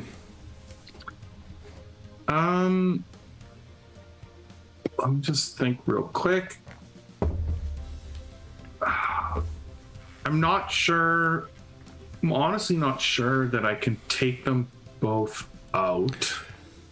So one thing to think of is that there are other ways to take these things down potentially. One of the, there are also trip. Trip is a tactic. All those maneuvers you've got on your combat sheet, all of those are things you can try. You can also try picking up stuff and using weapons. Right. You can use the environment. And I was more thinking like if I could take one of them down, maybe I could get Dr. Espinosa out of here. Not that I would try to take them both down, but like take one out so it's just one target and then like try to steal them away. But yeah. I thought I would maybe try to finish this one off first. Okay. So what are you thinking? Well, if I understand the rules correctly, I could try a haymaker on him instead, right? Yep. And that would do a little extra oomph. Yep. And I need the extra time. So now's a good time we've done a couple rounds. I can see him faster than this guy. So I think rather than try to hit him with that, I'm going to try to do the haymaker. Okay. And lay this one out that I've been sort of engaged with. Okay. And then before I try to steal Dr. Espinosa Perfect. away. So if you're shifting, then it's always a free action to shift slots in multipower. So it sounds like you're going to your punching at the speed of thought. Yeah, exactly. Yeah. And then took your levels off. Yeah. Select the haymaker, and then whenever you are ready, because they're not going to have an action before. Oh, right, because it just goes straight to my action anyway. Yeah, it goes. Well, if 4 technically goes to segment 5, but that's halfway through segment 5 is when your haymaker would land. Oh, I understand. It takes a segment action. Segment and a half. Right. Okay. So I still get my 6.75 action. You will, yeah, because your 4 is spent like winding up, and then on 5, it lands. Oh, I always thought it took your next action, but it actually just takes the next action slot. Exactly, next segment. There's a difference between phases and segments. Segments are, and I may have this backwards. Phases are the times when you act. Segments are just one of the 12 segments in the turn. Oh, okay. All right, so here we go. It's a haymaker, and it's mind spread. Now, this is where... How much luck do you have? I have 7 luck. 7 luck. You could spend 6 to hit it even if it aborts to dodge. Oh, right, because it's... I have to change the DCP. Yeah. Yeah, let's do that. Okay. I'm gonna blow through my 17 luck. Body. As you hit this thing... It just give us a 2d6 roll. See if you can find it and roll low on this one. Give us a 2 or something. Oh, I want a low roll here. Yeah, because what we're doing is we're subtracting what you roll from the body. That tells us what the knockback is. Yeah. Okay, so 7. Unfortunately, you hit this thing so hard that it's not so much that it's knocked back because it's so heavy, but I remember I was saying it was starting to come apart. Yeah. You hit it so hard, the whole thing just collapses, hits the ground, and falls apart as if there was some kind of thing holding it tightly together. That is no longer animate. You've totally broken this thing. Wonderful. I can't That's remember what I if was it's my hoping one for the turn, so I'm going to keep it alive for now, Yeah. and I'll move Just it over make here. it small. Yeah. All right, and with that, the other one turns and looks over at you. But you have another action before it gets to act. What would you like to do? I would like to do a grab by, or whatever the action is, Yeah. to basically try to run by it now and grab Dr. Espinoza and Sure. essentially carry him away, or like break his grip, break this other droid's grip on it. Yeah. So I think what I'll let you do is... Like a contested grab or something. I don't know. but I think what a grab by does is it allows you to add some of your velocity to the relative strength. Yeah, that's why I'm doing grab by, not just grab, because... So I think the grab by, the direct line you're going to be able to get, he is probably 20 away. Yeah, okay. So your velocity will be 20. Let's see here. Actually, that's not true. By that point, your velocity will be the maximum. So your velocity will be whatever maximum you can move. Because I think on a grab by, you're able to move your full movement. Right, because I want to finish 52 away from him or whatever. Yeah. Yeah. That's the whole point, right? Yeah, so you can use your full movement.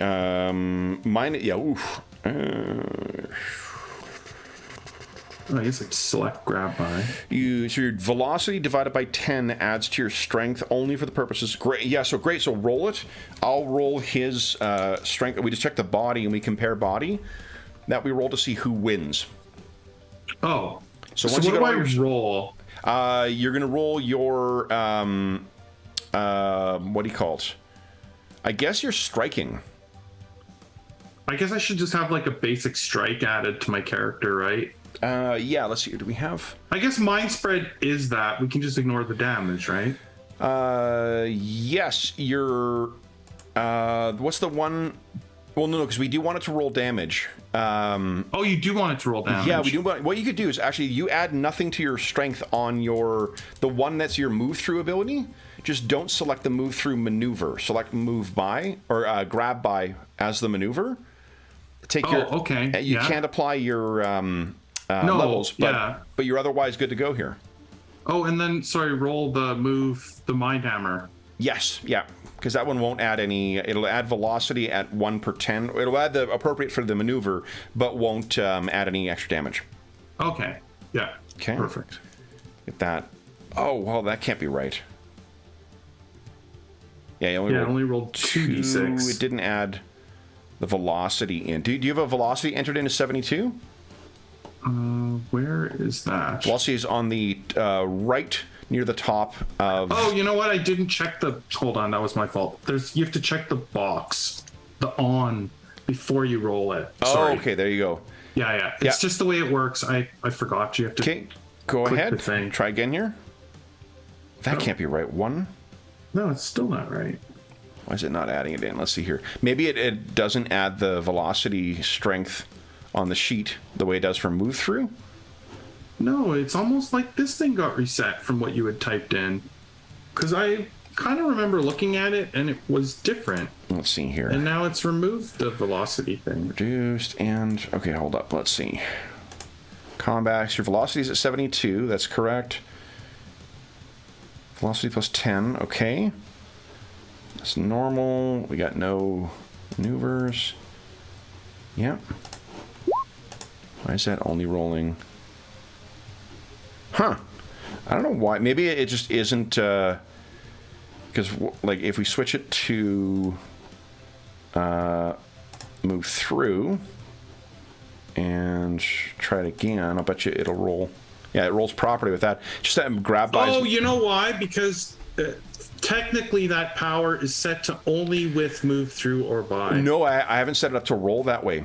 Oh. I've written that in there so we You're know right. it, but I think it just that grab buys don't work on the character sheet. Oh, maybe. Because let's see, do move buys work on the character sheet? Let's see. Because then that should be, strength divided by 2.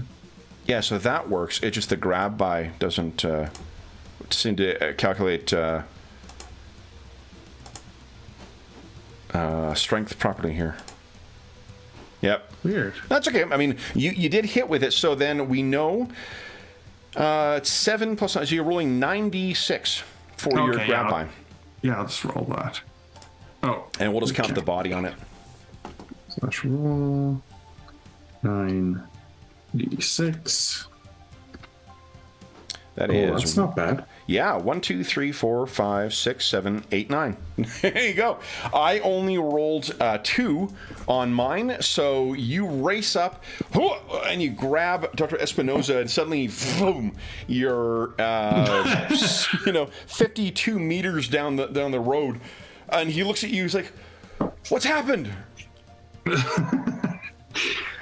So then it is the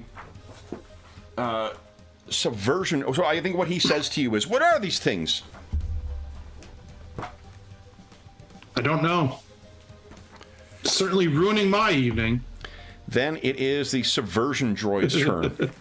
The subversion droid stops, looks down at you, kind of robot style, like however convincingly human these things were before. And in fact, I think now that you've seen one of them up close, you remember that I said there was the guy who was staring at you at the table at the conference and then looked away? Yeah. He's standing there next to this van. And what was a perfectly convincing human sort of does that, like, turns towards the van. Yeah. And then you see the van shake as if something was stirring within. Mind Warp, what are you doing? Sorry, I have to spend my endurance on that grab by. But only Does your it tell strength. you what it costs? Oh yeah, it's my So strength it'll be and my 1 movement. plus whatever your grab by, whatever so your move is. 7. Yeah. So it's 67. Okay. I can't carry Dr. Espinoza around. That is just not viable. Yeah. But I do have this power that I took, the thought projection. Yes. Which aids his speed. Yeah. So maybe I tell him to get out of here. Sure. Maybe I just say, you better get get out of here, and then I'll use this power to sort of like transfer some of my speed to his action. Yeah. Go ahead and roll your lens speed thing. Okay. You should roll. So I just set it to set the none, right? Activate the power. Maneuver? It's not an attack, I don't think. So just click on the thing. It should just roll the total. That's how many character points he gains to his speed. All right, so 4. And you don't need to. He's not going to resist this. So 4. So he gains 1 extra speed. So he's moving at 4 instead of 3. 4 per round. And he kind of like, what? And he looks at you, and he has. Maybe I point some direction that I know is go or something. Okay.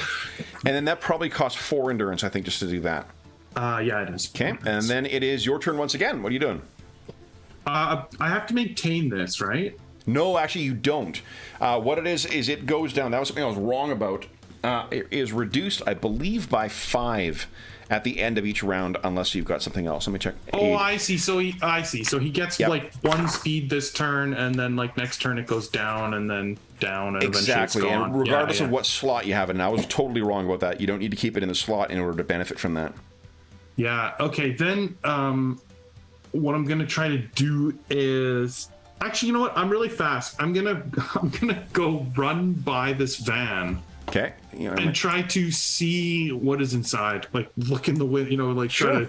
It'll be like one of those zoom by and look in the window as he's running by kind of thing. Only because there's probably tinted windows in here. Why don't you give us a perception check? Okay. Here we go. Oh, terrible roll. Oh, I could spend my last luck to change that to a success. Okay.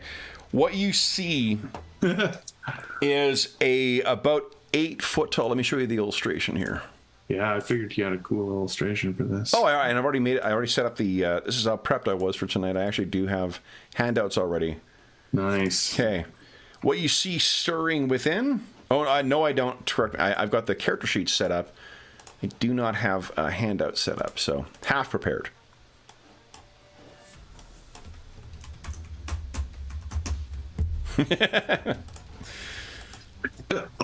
Yeah, okay. Yeah. Oh, Van droid. Yeah, the van droid. Nice. This thing is pushing up against the side of the van, and it is about 8 feet tall. Although it's hunched over right now. Then it is Subversion Droid's turn. Subversion Droid, it's going to shift its hands. Those filaments sort of kind of coalesce together. And you can see there's a spike that's formed. And it sort of fires this spike at you. Your DCV is an 8 right now, right? Yeah. Yeah. Miss once again. My tendency to roll high does not help me in these. Sorry, I just want to. We talked about this right before we went live about my DCV being affected by my movement. Yes, I was wrong about that. There's an alternate you were way. wrong. Yeah, Okay. yeah, I was wrong. Your DCV of 8 is always going to be better than better with the your natural DCV as opposed to the velocity based. Oh, okay, I see. Yeah. Okay, so this fires a spike at you and then misses. Your turn. Mindwarp, what are you doing? My thoughts immediately are of like, I got to get these guys away from this area. I want to try and lure them to somewhere less inhabited. So maybe like I'm gonna do like essentially like a run by, but I'm not gonna actually even.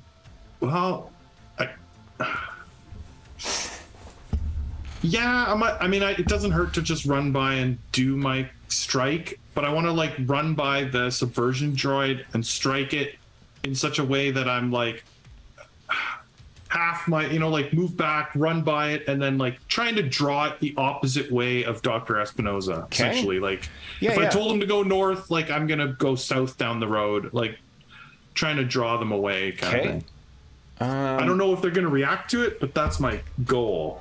I think what I'll get you to do, without having to look up the rules for move by or move. So if it's a move by, I don't think you've got a power currently that boosts the damage of the move by. Right? No. Oh, technically the Mindhammer does either one. Oh, there you go. Yeah, perfect. Yeah, it does only move through or move by. Okay, perfect. Do you want to use that then? Yeah, that's what I'll use then. Okay. So move by. Yeah, so less likely to hurt yourself. Yeah, it's also it's always half instead of sometimes full, so that's good. Oh, but the Mindhammer can do either, but I can only if I do the move through do I get the 5 extra OCV things. Okay. So although the penalty from a move by I think is less than a move through. Yeah, so OCV. then what I'll do is I'll dump some of the dice into damage. Okay, cool. I really want to get this thing's attention. Okay, so here we go. Click the Mindhammer and roll it. Come on. Oh, it's not a quad. That's an absolutely 16 terrible roll. Holy roll. shit. Oh my gosh. So you race My by last this few thing? rolls have been terrible. I think with, you're just trying to keep your way out of the, so you zip past this thing, and it's spiraling, tendrils. You kind of keep your distance from it and don't get a solid hit. Well, and it's also my normal method is to do the move through, and like that's 99% of what I do. So I don't often do this and try to like move by and get them to, So you screech to a stop. I think that's 8 endurance. 6 plus, I think it's 7 total. 7 your movement was 72, right? Yeah. So that's 7 on itself. On its it's own. 8. Right. Yeah, it's 8. Okay. Then you screech to a halt, and you get to act once again before the subversion droid does. Do I have any kind of taunt or anything? What's my last ability? You could try the same thing again, just with different. Like that last hit, it was not bad. Just a terrible fucking roll. Yeah, you know what? I can just do the same thing again. Can't, and that would put you on the same, like, if you knowing when you were acting too, you could have like zipped down past it in his direction, screeched to a halt, and zipped back as if you were trying to get his attention. Right. Yeah. Let's do that.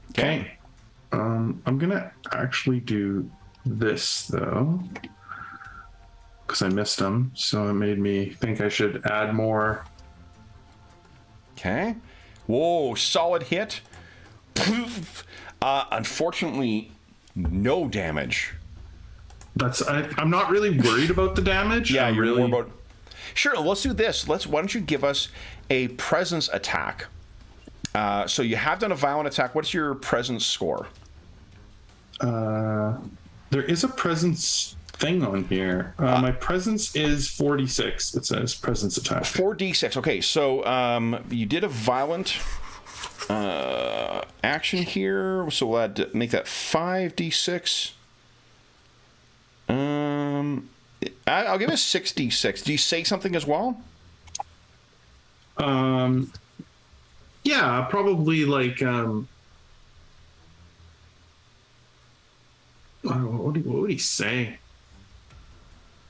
You know, something like "catch me if you can," or you know, like. Sure. So I'll give you another d6. That's 7d6 you're rolling. Okay, so this is to like see if it's got his attention. Yeah. 7d6. Here we go. Nice. I'm trying to lure him out. Okay. So this thing hits. You're gonna get. Okay, so it hits this thing, and it is going to hesitate for its round instead of directly going after Dr. Espinoza. However, we're on phase 12, so I need to add another token here. We need to have a new combatant join the initiative order. So let's put this guy right here. I got him selected.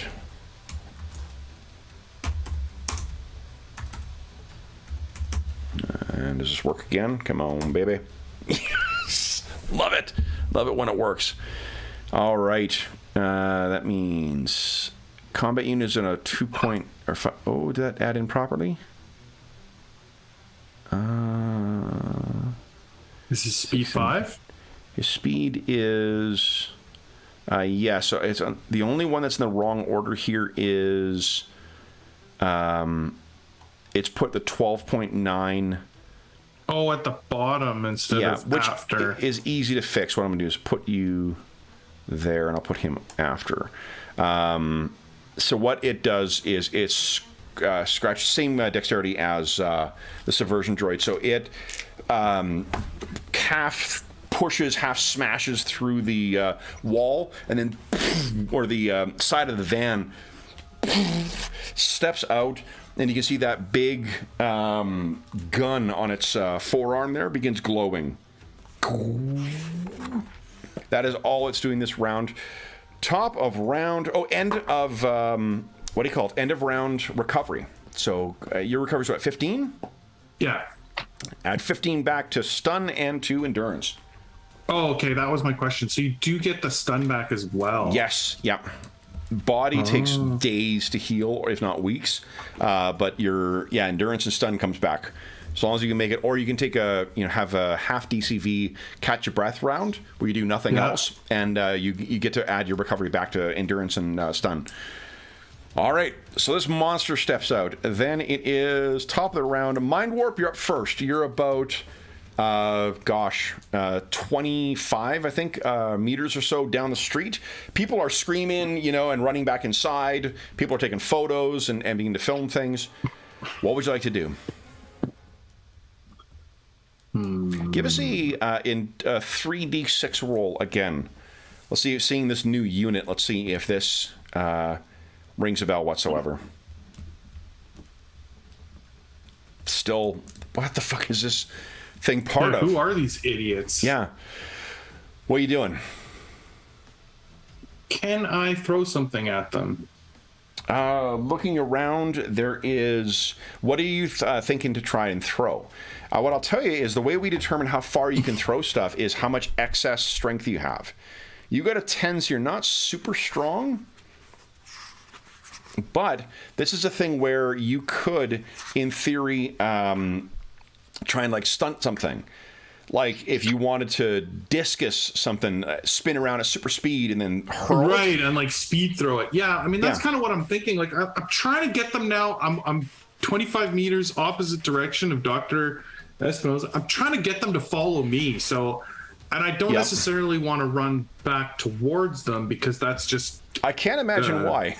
yeah, they're very dangerous. I'm trying to lure them away from the civilians as well. And so, just throwing something at them seems like, like a kid, right? You throw a rock at the bully, right? Hey, chase me. Yeah, there's got to be like, and I think you can move fast enough. Maybe there's like a small garden in front of one of the shops nearby, and you could zip over there, grab a rock from in that. Or like a trash can lid or whatever you imagine, some kind of like object. It doesn't necessarily have to do a lot of damage. I mean, we can figure that out, but it's mostly to keep them looking at me.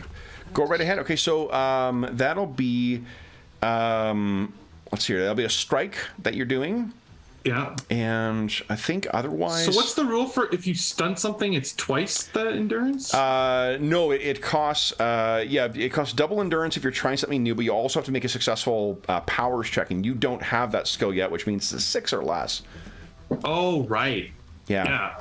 Oh, I see. And if I don't roll that 6, then it's like this thing is just chaos. You're not able to figure out how to, make your powers work in the way you want. Right. So then it would just basically be a normal throw.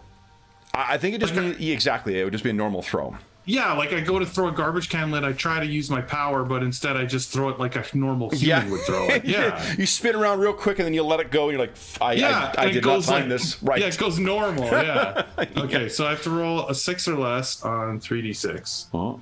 No. Okay.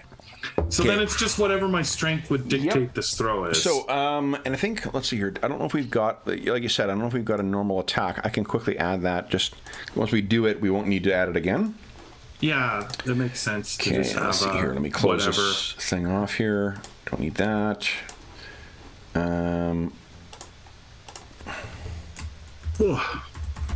I seem to remember that like Timberline had like just a basic do a normal strike or whatever. Yeah, so Timberline was hit it real hard kind of stuff. No, I know, but it's still nice to have just the base roll or whatever. Yeah. Okay, and this would be head-to-head attack. OCV, and then from endurance 1 times. There we go. All right. So that should be good to go for you. Okay, I just have to turn off my OCV bonus stuff. Here we go. Yeah. Oh, and then put it in strike as well, too. And then... Or throw. Throw, yeah. Yeah. Okay. And powers strike. Oh. There you go. Yeah. Turn that off and turn that on. Okay. Here we go. Okay. Hit. Oh, nice throw. It's not terrible, actually. No, not bad at all. Oh, we forgot to turn off the hit location. Oh. Yeah, I just forgot to do that. That's when I was editing your power. Oh, the chest thing. Yeah. Yeah, because it's nice that it has the option of doing that. There we go. Oh, right. You have to uncheck it in the setup of the strike. Right. Yeah. Okay. So you throw this over at this thing. It hits the robot. It definitely, you have its attention now. Yeah, that's all I wanted. So the subversion droid, seeing the combat unit deployed now, it turns and begins stalking Terminator style towards Dr. Espinosa. But Dr. Espinosa he's acting on speed of 4. He's making his escape and running further, down and away. So I think the subversion droid has to actually stop and look around. Let's see if he can. As he's stomping along, he's doing that like surveying thing as he's looking back and forth, trying to see where he is. The combat unit, oh boy, is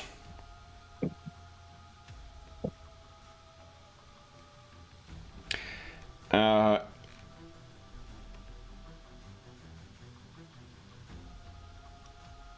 think we'll start with its normal phased energy bolt. Because it doesn't know what you're capable of.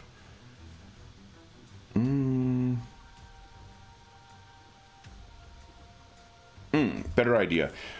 You hear the sound of something turning within that cannon, and then it you hear this something shoots out from it. Looks like a disc, but as it's moving, you see it kind of spirals out, and it's like metallic bolo or a bola that comes from. Yeah, like a tripping thing. Yeah. So let's see here. OCV. Does it have any levels? Oh, okay. So I've got. Let's see here. I need a 14 or less to hit you. Nope, because you're also at 20 away, which is. Hold on, he's got a range penalty to hit you. 20 away is -4. So I actually need a 10 or less to hit you. Oh, it's a little better. It's just below average. And with the way I've been rolling, it skitters along. You see sparks fly out as this metallic bola kind of goes down. It hits this car, and then like you can hear the tire burst as it wraps around it and traps it. Then it is Mind Warp's turn. What are you doing, Mind Warp? Two things. One, I can see that the subversion droid seems to be focused on Dr. Espinosa still. Yep. And so I'm going to use my other power, which is the reverse.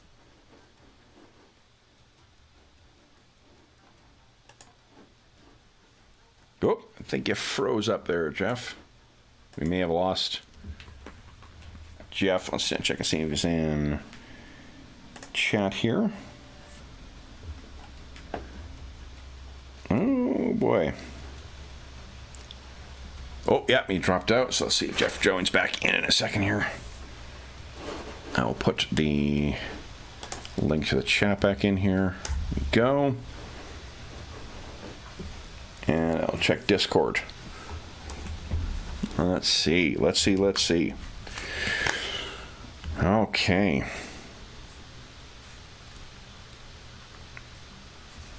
Oh, yeah, dropped out of the call. So I'll see if Jeff comes back in or if he lost the internet altogether. Let's see. Okay. Mind Warp is moving so fast we can't even see him.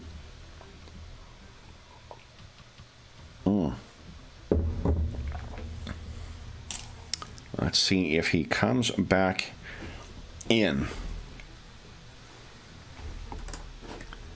All right. And.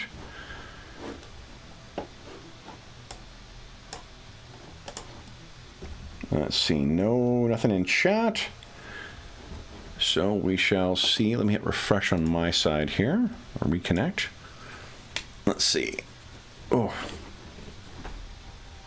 Just wheel spinning again. Nope, there's a stop, so that's not working. Oh, but Jeff is back in chat. There we go. Why does my internet do that all the time when we're playing? I don't know. That's really stupid. Weird. It hasn't done that in a really long time, though. I know. Let me hit reconnect again, too. I think you're... Stupid ISP. Let's see. There we go. And you might need to reconnect on your side as well. Yeah, I was just going to do that now that it's back. Okay. Video... Wait, what? Where's the reconnect? Oh, there it is. Go and perfect. I was just talking and then I'm like, so what I was saying, I'm not sure how far you heard what I heard is that I'm going to use my other power, and then we sort of lost you. Yeah, the one that does the opposite of the aid, which is the drain the dex. Drain dex, nice. Does that slow him down? I don't really know the mechanics. It will not slow him down, but what dex would do is, if you can reduce his dex to 0, that it will. I think that he cannot move any longer. He's immobilized. Oh, okay. Yeah, I'm trying to stop him from chasing. So it does drain dex for 1. At 0 dex, a character loses control of his reactions and must attempt a dex roll every time he wants to perform an action. Oh, it drains 4.5 d6. That's what it says. Okay. No range, +1 con. Okay. Okay.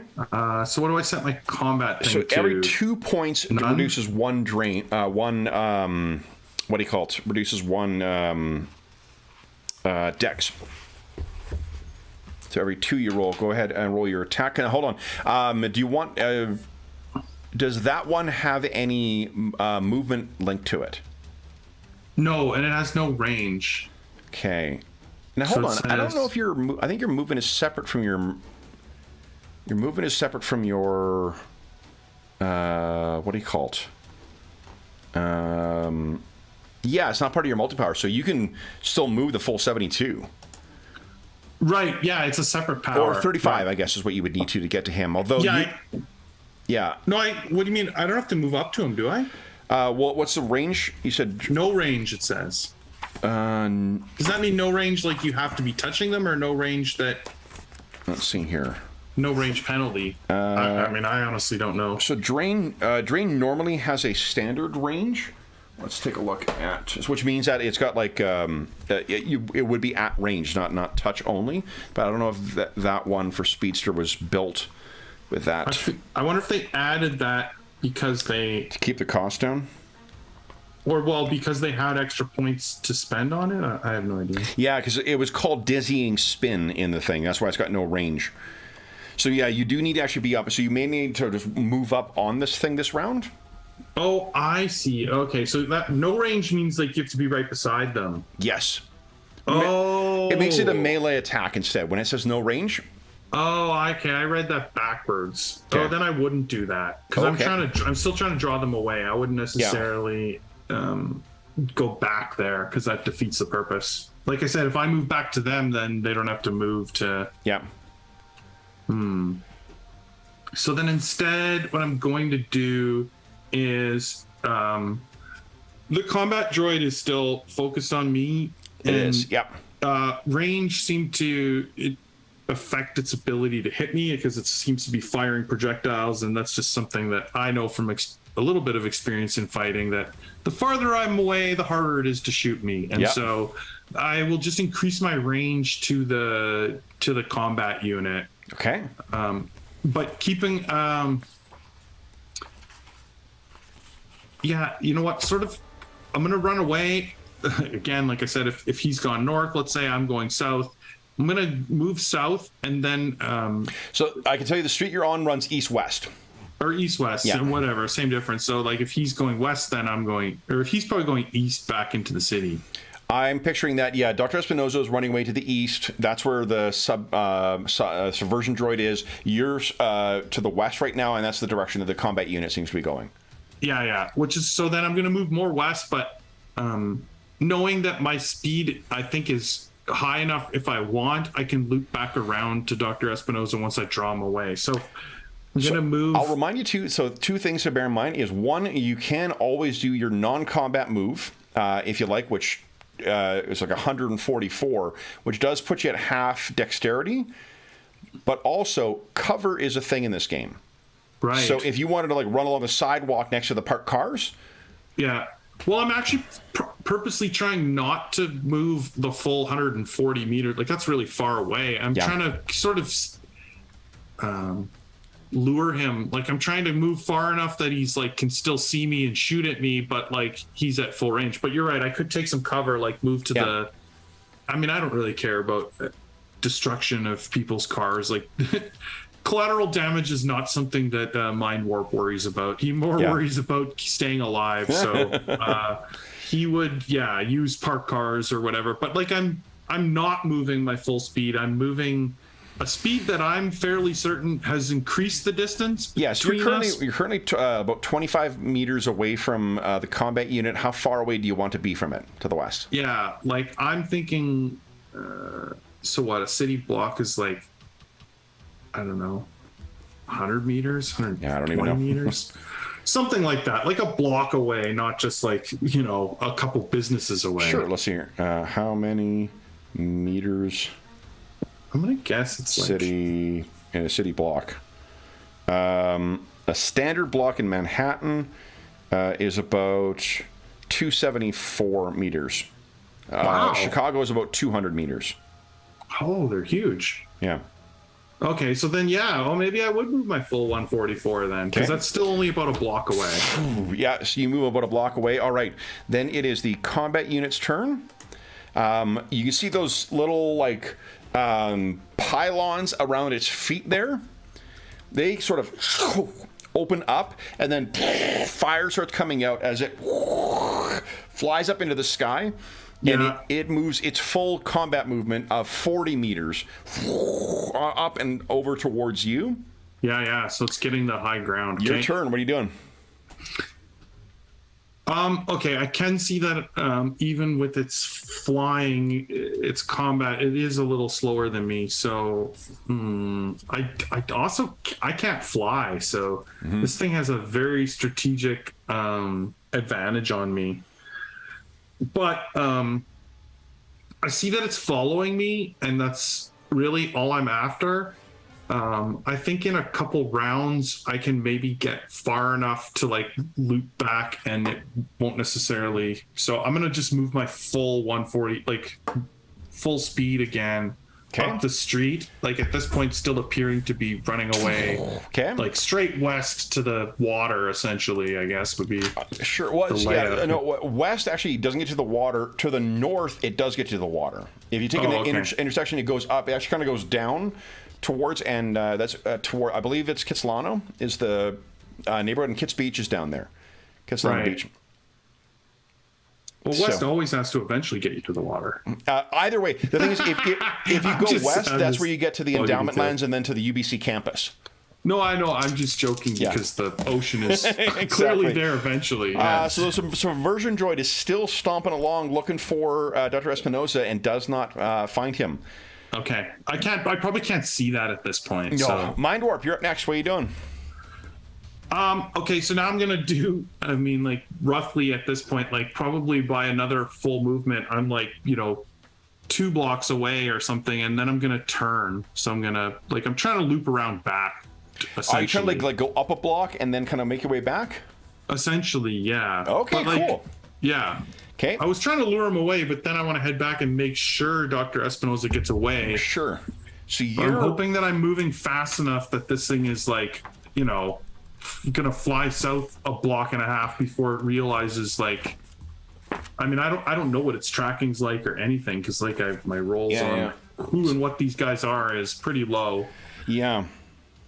And I probably do imagine, at least in my own mind, that my movement would be extra difficult for a droid to track. Like, this is in his mind, not necessarily that it's true, but like the way he's moving would be hard for a droid to track because, they're going to use sensors and I'm essentially like stuttering around kind of thing. Okay. So it's like, so let's say for this round, then you are going north, say like a block over. Then it is the combat unit's turn. It is going to start flying over the building, sort of in the direction it saw you go. But it only gets to move 40 meters at most, and it's not doing non-combat because it doesn't want to leave itself vulnerable yet. Mind Warp, you're up again. So now that I've like turned or whatever, I think what I would have done now is like go into someone's porch or like someone's landing or just somewhere where I can and I would just go over there because I want to do the like catch your breath move, but I want to find somewhere where I'm like, because it's flying over, so I'm like, like somewhere where I can just duck for a few minutes. This whole neighborhood has kind seconds. of a like, gentrified, keep it the same kind of vibe to it. So there's homes that are interspaced with old businesses and stuff like that. So you could easily like like sit on someone's front porch on their rocking chair or something, but like a covered porch. Like, so I'm like, So you gain your recovery back in stun and in endurance. Nice. Okay, then it is the subversion droid is still looking for Dr. Espinosa.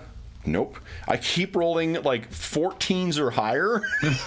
Which is like, in so many games is a great roll, and in this game it's hilarious. It's not a good roll. Then the combat unit is going to begin dipping into its host of sensors.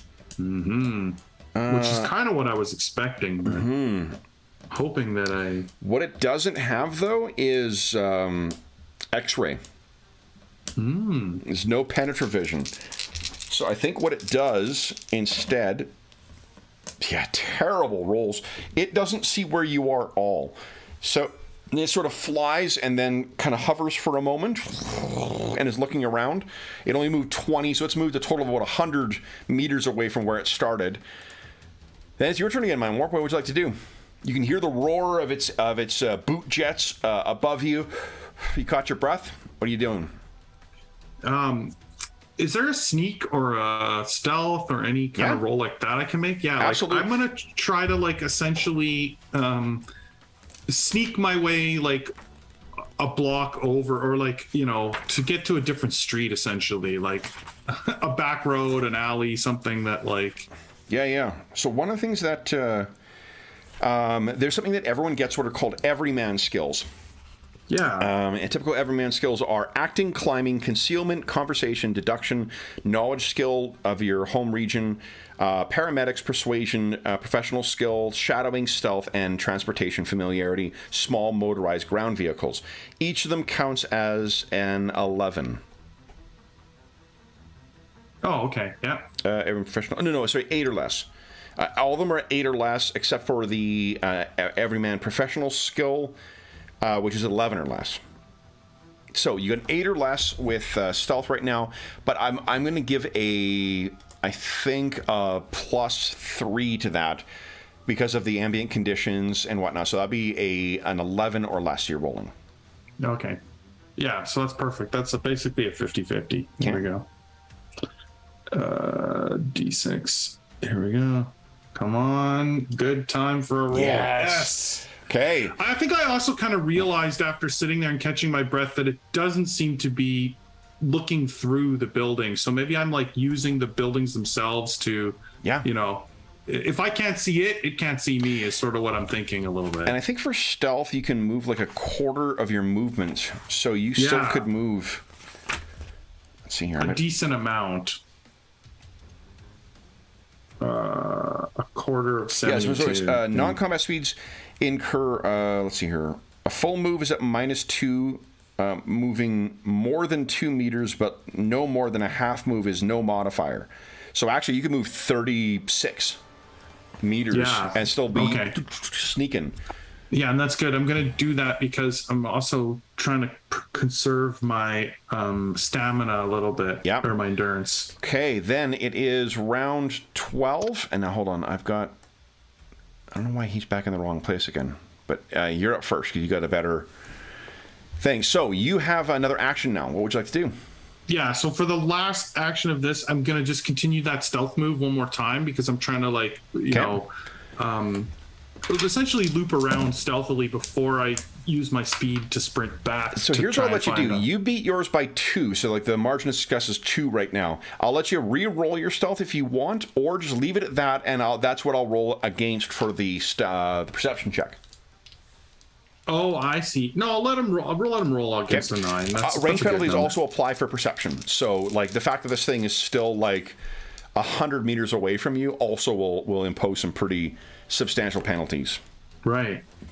-8, in fact. So no, it doesn't seem to see you. So you move another 36. You also gain its post-segment 12 recovery, so go ahead. Then it is actually, I think everyone goes, then you get your post segment 12, but they're not going to be able to see you. So what you can hear is the boot jets on the combat unit shift, and it seems to be moving away from you. Subversion droid tries to spot once again, still can't see him. That brings us to the end of round 2, of round 3 now. Mind Warp, what are you doing? So now that I think that I've kind of lost him a little bit, I'm going to again use my like non-combat move and sprint back towards where I sent Dr. Espinoza, and just to confirm that he got away, or you know, so what I'm going to do, I don't know that I'm going to be able to find him because I told him to run and I'm not really sure, but I'm going to see if I can get an eye on the subversion droid, essentially. Okay, sure, yeah. I think, without having done the math, you've moved another 70 towards it. I think maybe like this brings you up to around where, like just past where the subversion droid would be, and you'll need to move 1 block up. Yeah, so it's like 2 rounds of movement. Yeah, so you go racing along. Subversion droid, looking for him. Still can't find him. Combat unit. I'm see if he hears you racing along. Does not. But he does move the full 40. Yeah, because essentially at one point during that turn switch there, I actually have to cross past him. So there's sort of that moment of like... Well, he is, because you've gone down, I'm picturing you've gone north a little bit, and then you've been moving along at sort of a direct angle. He flew at a perpendicular angle, like sort of to try and cut you off, couldn't find you, turned around and started flying back. He's only just reached where he is, hovering above where everything is. And you can hear it communicating both, I guess, over radio waves and verbally with a subversion droid. He does not spot you. Mind Warp, your turn once again. Okay, so then this turn I'm going to move to try and get eyes, like, again. Yeah. So... you want to do a stealth again? Yeah, like I want to do stealth again. Like I want to try to sneakily get eyes on the So same modifiers. Go ahead and give us a 11 or less. Here we go. Nice. Yes, really nice. So the subversion droid seems to be walking along. Why don't you give us a perception check as well? Holy shit. Super low. So I think you get up there, you spot, you look out, and you can see the subversion droid is walking along, still trying to spot, doesn't seem to see you. The combat droid is hovering in the air, and then you hear from over in one of the alleyways, ducking behind a bush that stands next to growing next to a big telephone pole. You can hear Dr. Mansfield in a Spanish accent. Oh, yeah, okay, yeah. Okay, and you look over, and there is Dr. Espinosa kind of hunched and hiding behind, clutching his phone still. He says, What is it? What are they? Some kind of droids. Do you have any idea why they would want to abduct you? I don't know. See if we can get out of here. Okay. I'm sure it won't be long before, police or somebody's on the way. I mean, you can hear the sound of, and there is sirens approaching or something. There is a detachment of the RCMP called the Steelhead Division, which is kind of like the Canadian superhuman response team. Right. Yeah, I'm expecting they're, sending similar droids or some battle suits. I don't know, whatever they got. Yeah. Okay. Oh, I rolled quite well for the combat unit, though. It spotted Dr. Espinosa. So, because actually, that was your turn hiding. It's the combat unit's turn. He moves a little closer, so he's currently about 60 away from him. But you hear that same launching sound that you heard before with the bola cable, or cable bolas. That is 10. Let's see here. So I need... I have 11. Espinosa's got a 3. So it's 21 and 19 minus 6 is a 13. Dr. Espinosa is hit by that thing, and these metal cables entrap him, and he falls He's down. Like tied up, completely tied up. And you can hear the roar of the combat unit's engines that's coming towards you. Mind Warp, what are you doing? I'm gonna do another grab by and try to pick up this entangled Spanish man and move out of here. Like try to create some more distance. So it's only a DCV 3. You need to actually catch him. Okay. That was a grab by. Grab by, yeah. And you don't need to beat anyone. We don't need to worry about damage this time. It's just a matter of hitting him. The thing we were resisting last time was a subversion droid. This time he's going to happily go with you. Right. Oh no! One. Wow. Do you have 1 luck left? I don't actually. Shit! So you scramble and you just miss him barely. The subversion droid has seen you now, and it begins running again, Terminator style, towards you. And then it's your turn again, Mind Warp. What are you doing? I mean, I guess I'm still gonna try the same thing. It's Yeah. like I run by and I realize like I don't have them. I'm like, I gotta Shit. like loop around. Screech, you turn and poof, race back. Also, Go ahead and try it again. Just have to adjust this first. Okay, here we go. Come on. There you go. Oh, I got him this He's time. up. All right. So he's probably, you're probably around back where you were hiding by the time this happens. But you have him in your hands now. The combat unit. I'm picturing that if you were hiding over here, right, like east of where the combat droid is, he actually doesn't have, or combat unit, or the van droid, does not have a line of sight to you, so it's going to have to spend, I think I'll do a non-combat move. It's going to fly at super speed, like double its speed, and arc around, so it'll be in a position to fire on you next round. Right. Yeah. It's getting. Yeah, so you sort of were hiding there, position it on us. flies over, and you're seeing it right over you in that direction now. Mind Warp, what are you doing? Well, now that I got Dr. Espinoza, I'm going to run. Can I set my speed anything I want below my combat? Is that how it works? Like, can I move a certain speed? Yep. Okay, yeah. Then I'm gonna like move at like 60 meters, let's say, and move towards the sirens. Like move towards the Nice. like, Yeah. Head to the. You got it. So towards, that'll be to the east towards downtown. So you're trying to get away from these guys. Neither of these things is fast enough to be able to get you, and I think just knowing the lower buildings in here, even moving 60 meters is enough to get half a block down. You will easily be concealed by things. The combat unit will not be able to reach you. If what you're intending to do is run away from these things, until like it is first. especially get Dr. Espinoza out of here. Yeah. Sure. So we see you race off with him, and as far as you know, there is no pursuit for you. So what the droids choose to do, how far do you want to run before you stop? And I guess you're pretty exhausted too. Yes, I was going to say, so this is where, like, we talked about this before we went live. That's why I sort of chose 60. It's like, I can go 60 till the end of this round, and then I recover, and then I can essentially go more like 40 meters. Like, I can only just stay ahead of them. Yeah.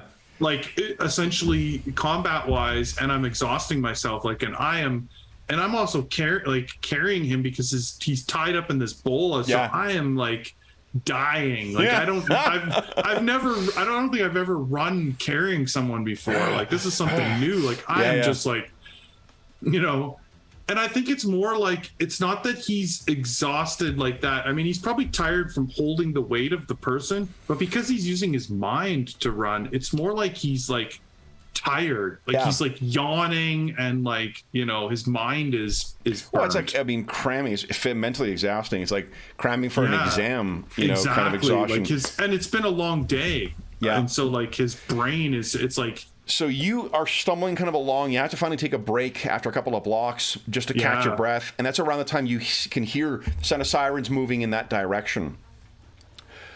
What I could tell you is that those two droids, while the van is recovered, or what remains of it, the droids disappear. So what caused these things to arrive? What caused them to go after Dr. Espinoza?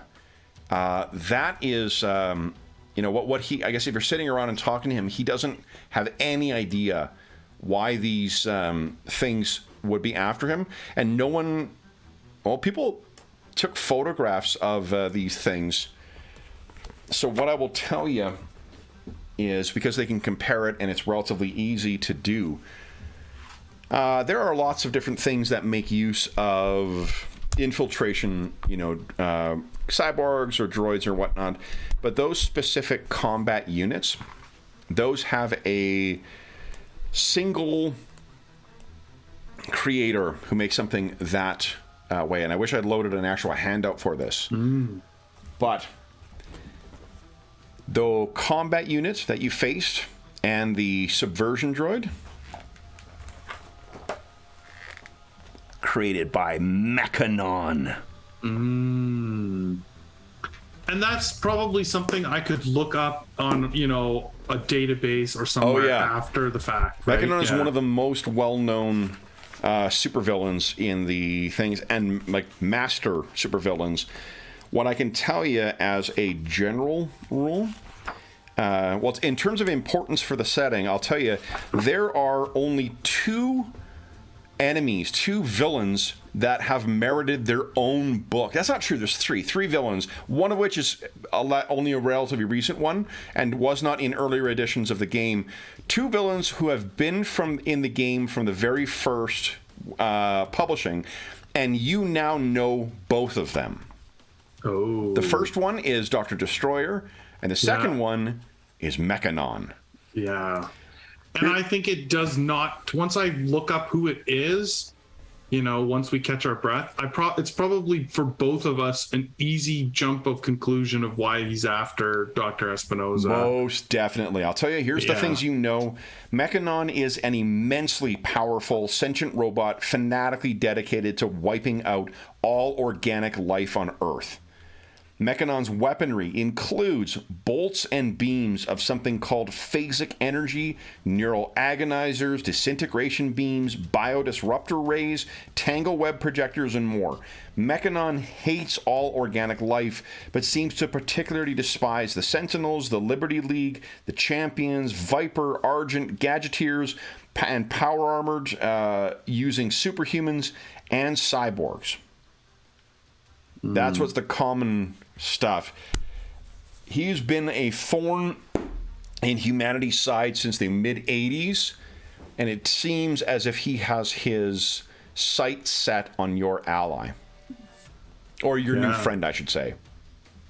Yeah, totally. So, with that, we will bring our first issue to a close. So, with that done, first off, a huge congratulations to Jeffrey for completing your first issue of our new ongoing series, the Champions of the Guard. For those listening at home, if you have, thank you so much for joining us. If you have any comments, questions, or concerns regarding the session, the campaign, or the game we're playing, please don't hesitate to leave a comment in the comment section of the video, and I'll endeavor to reply in a timely fashion.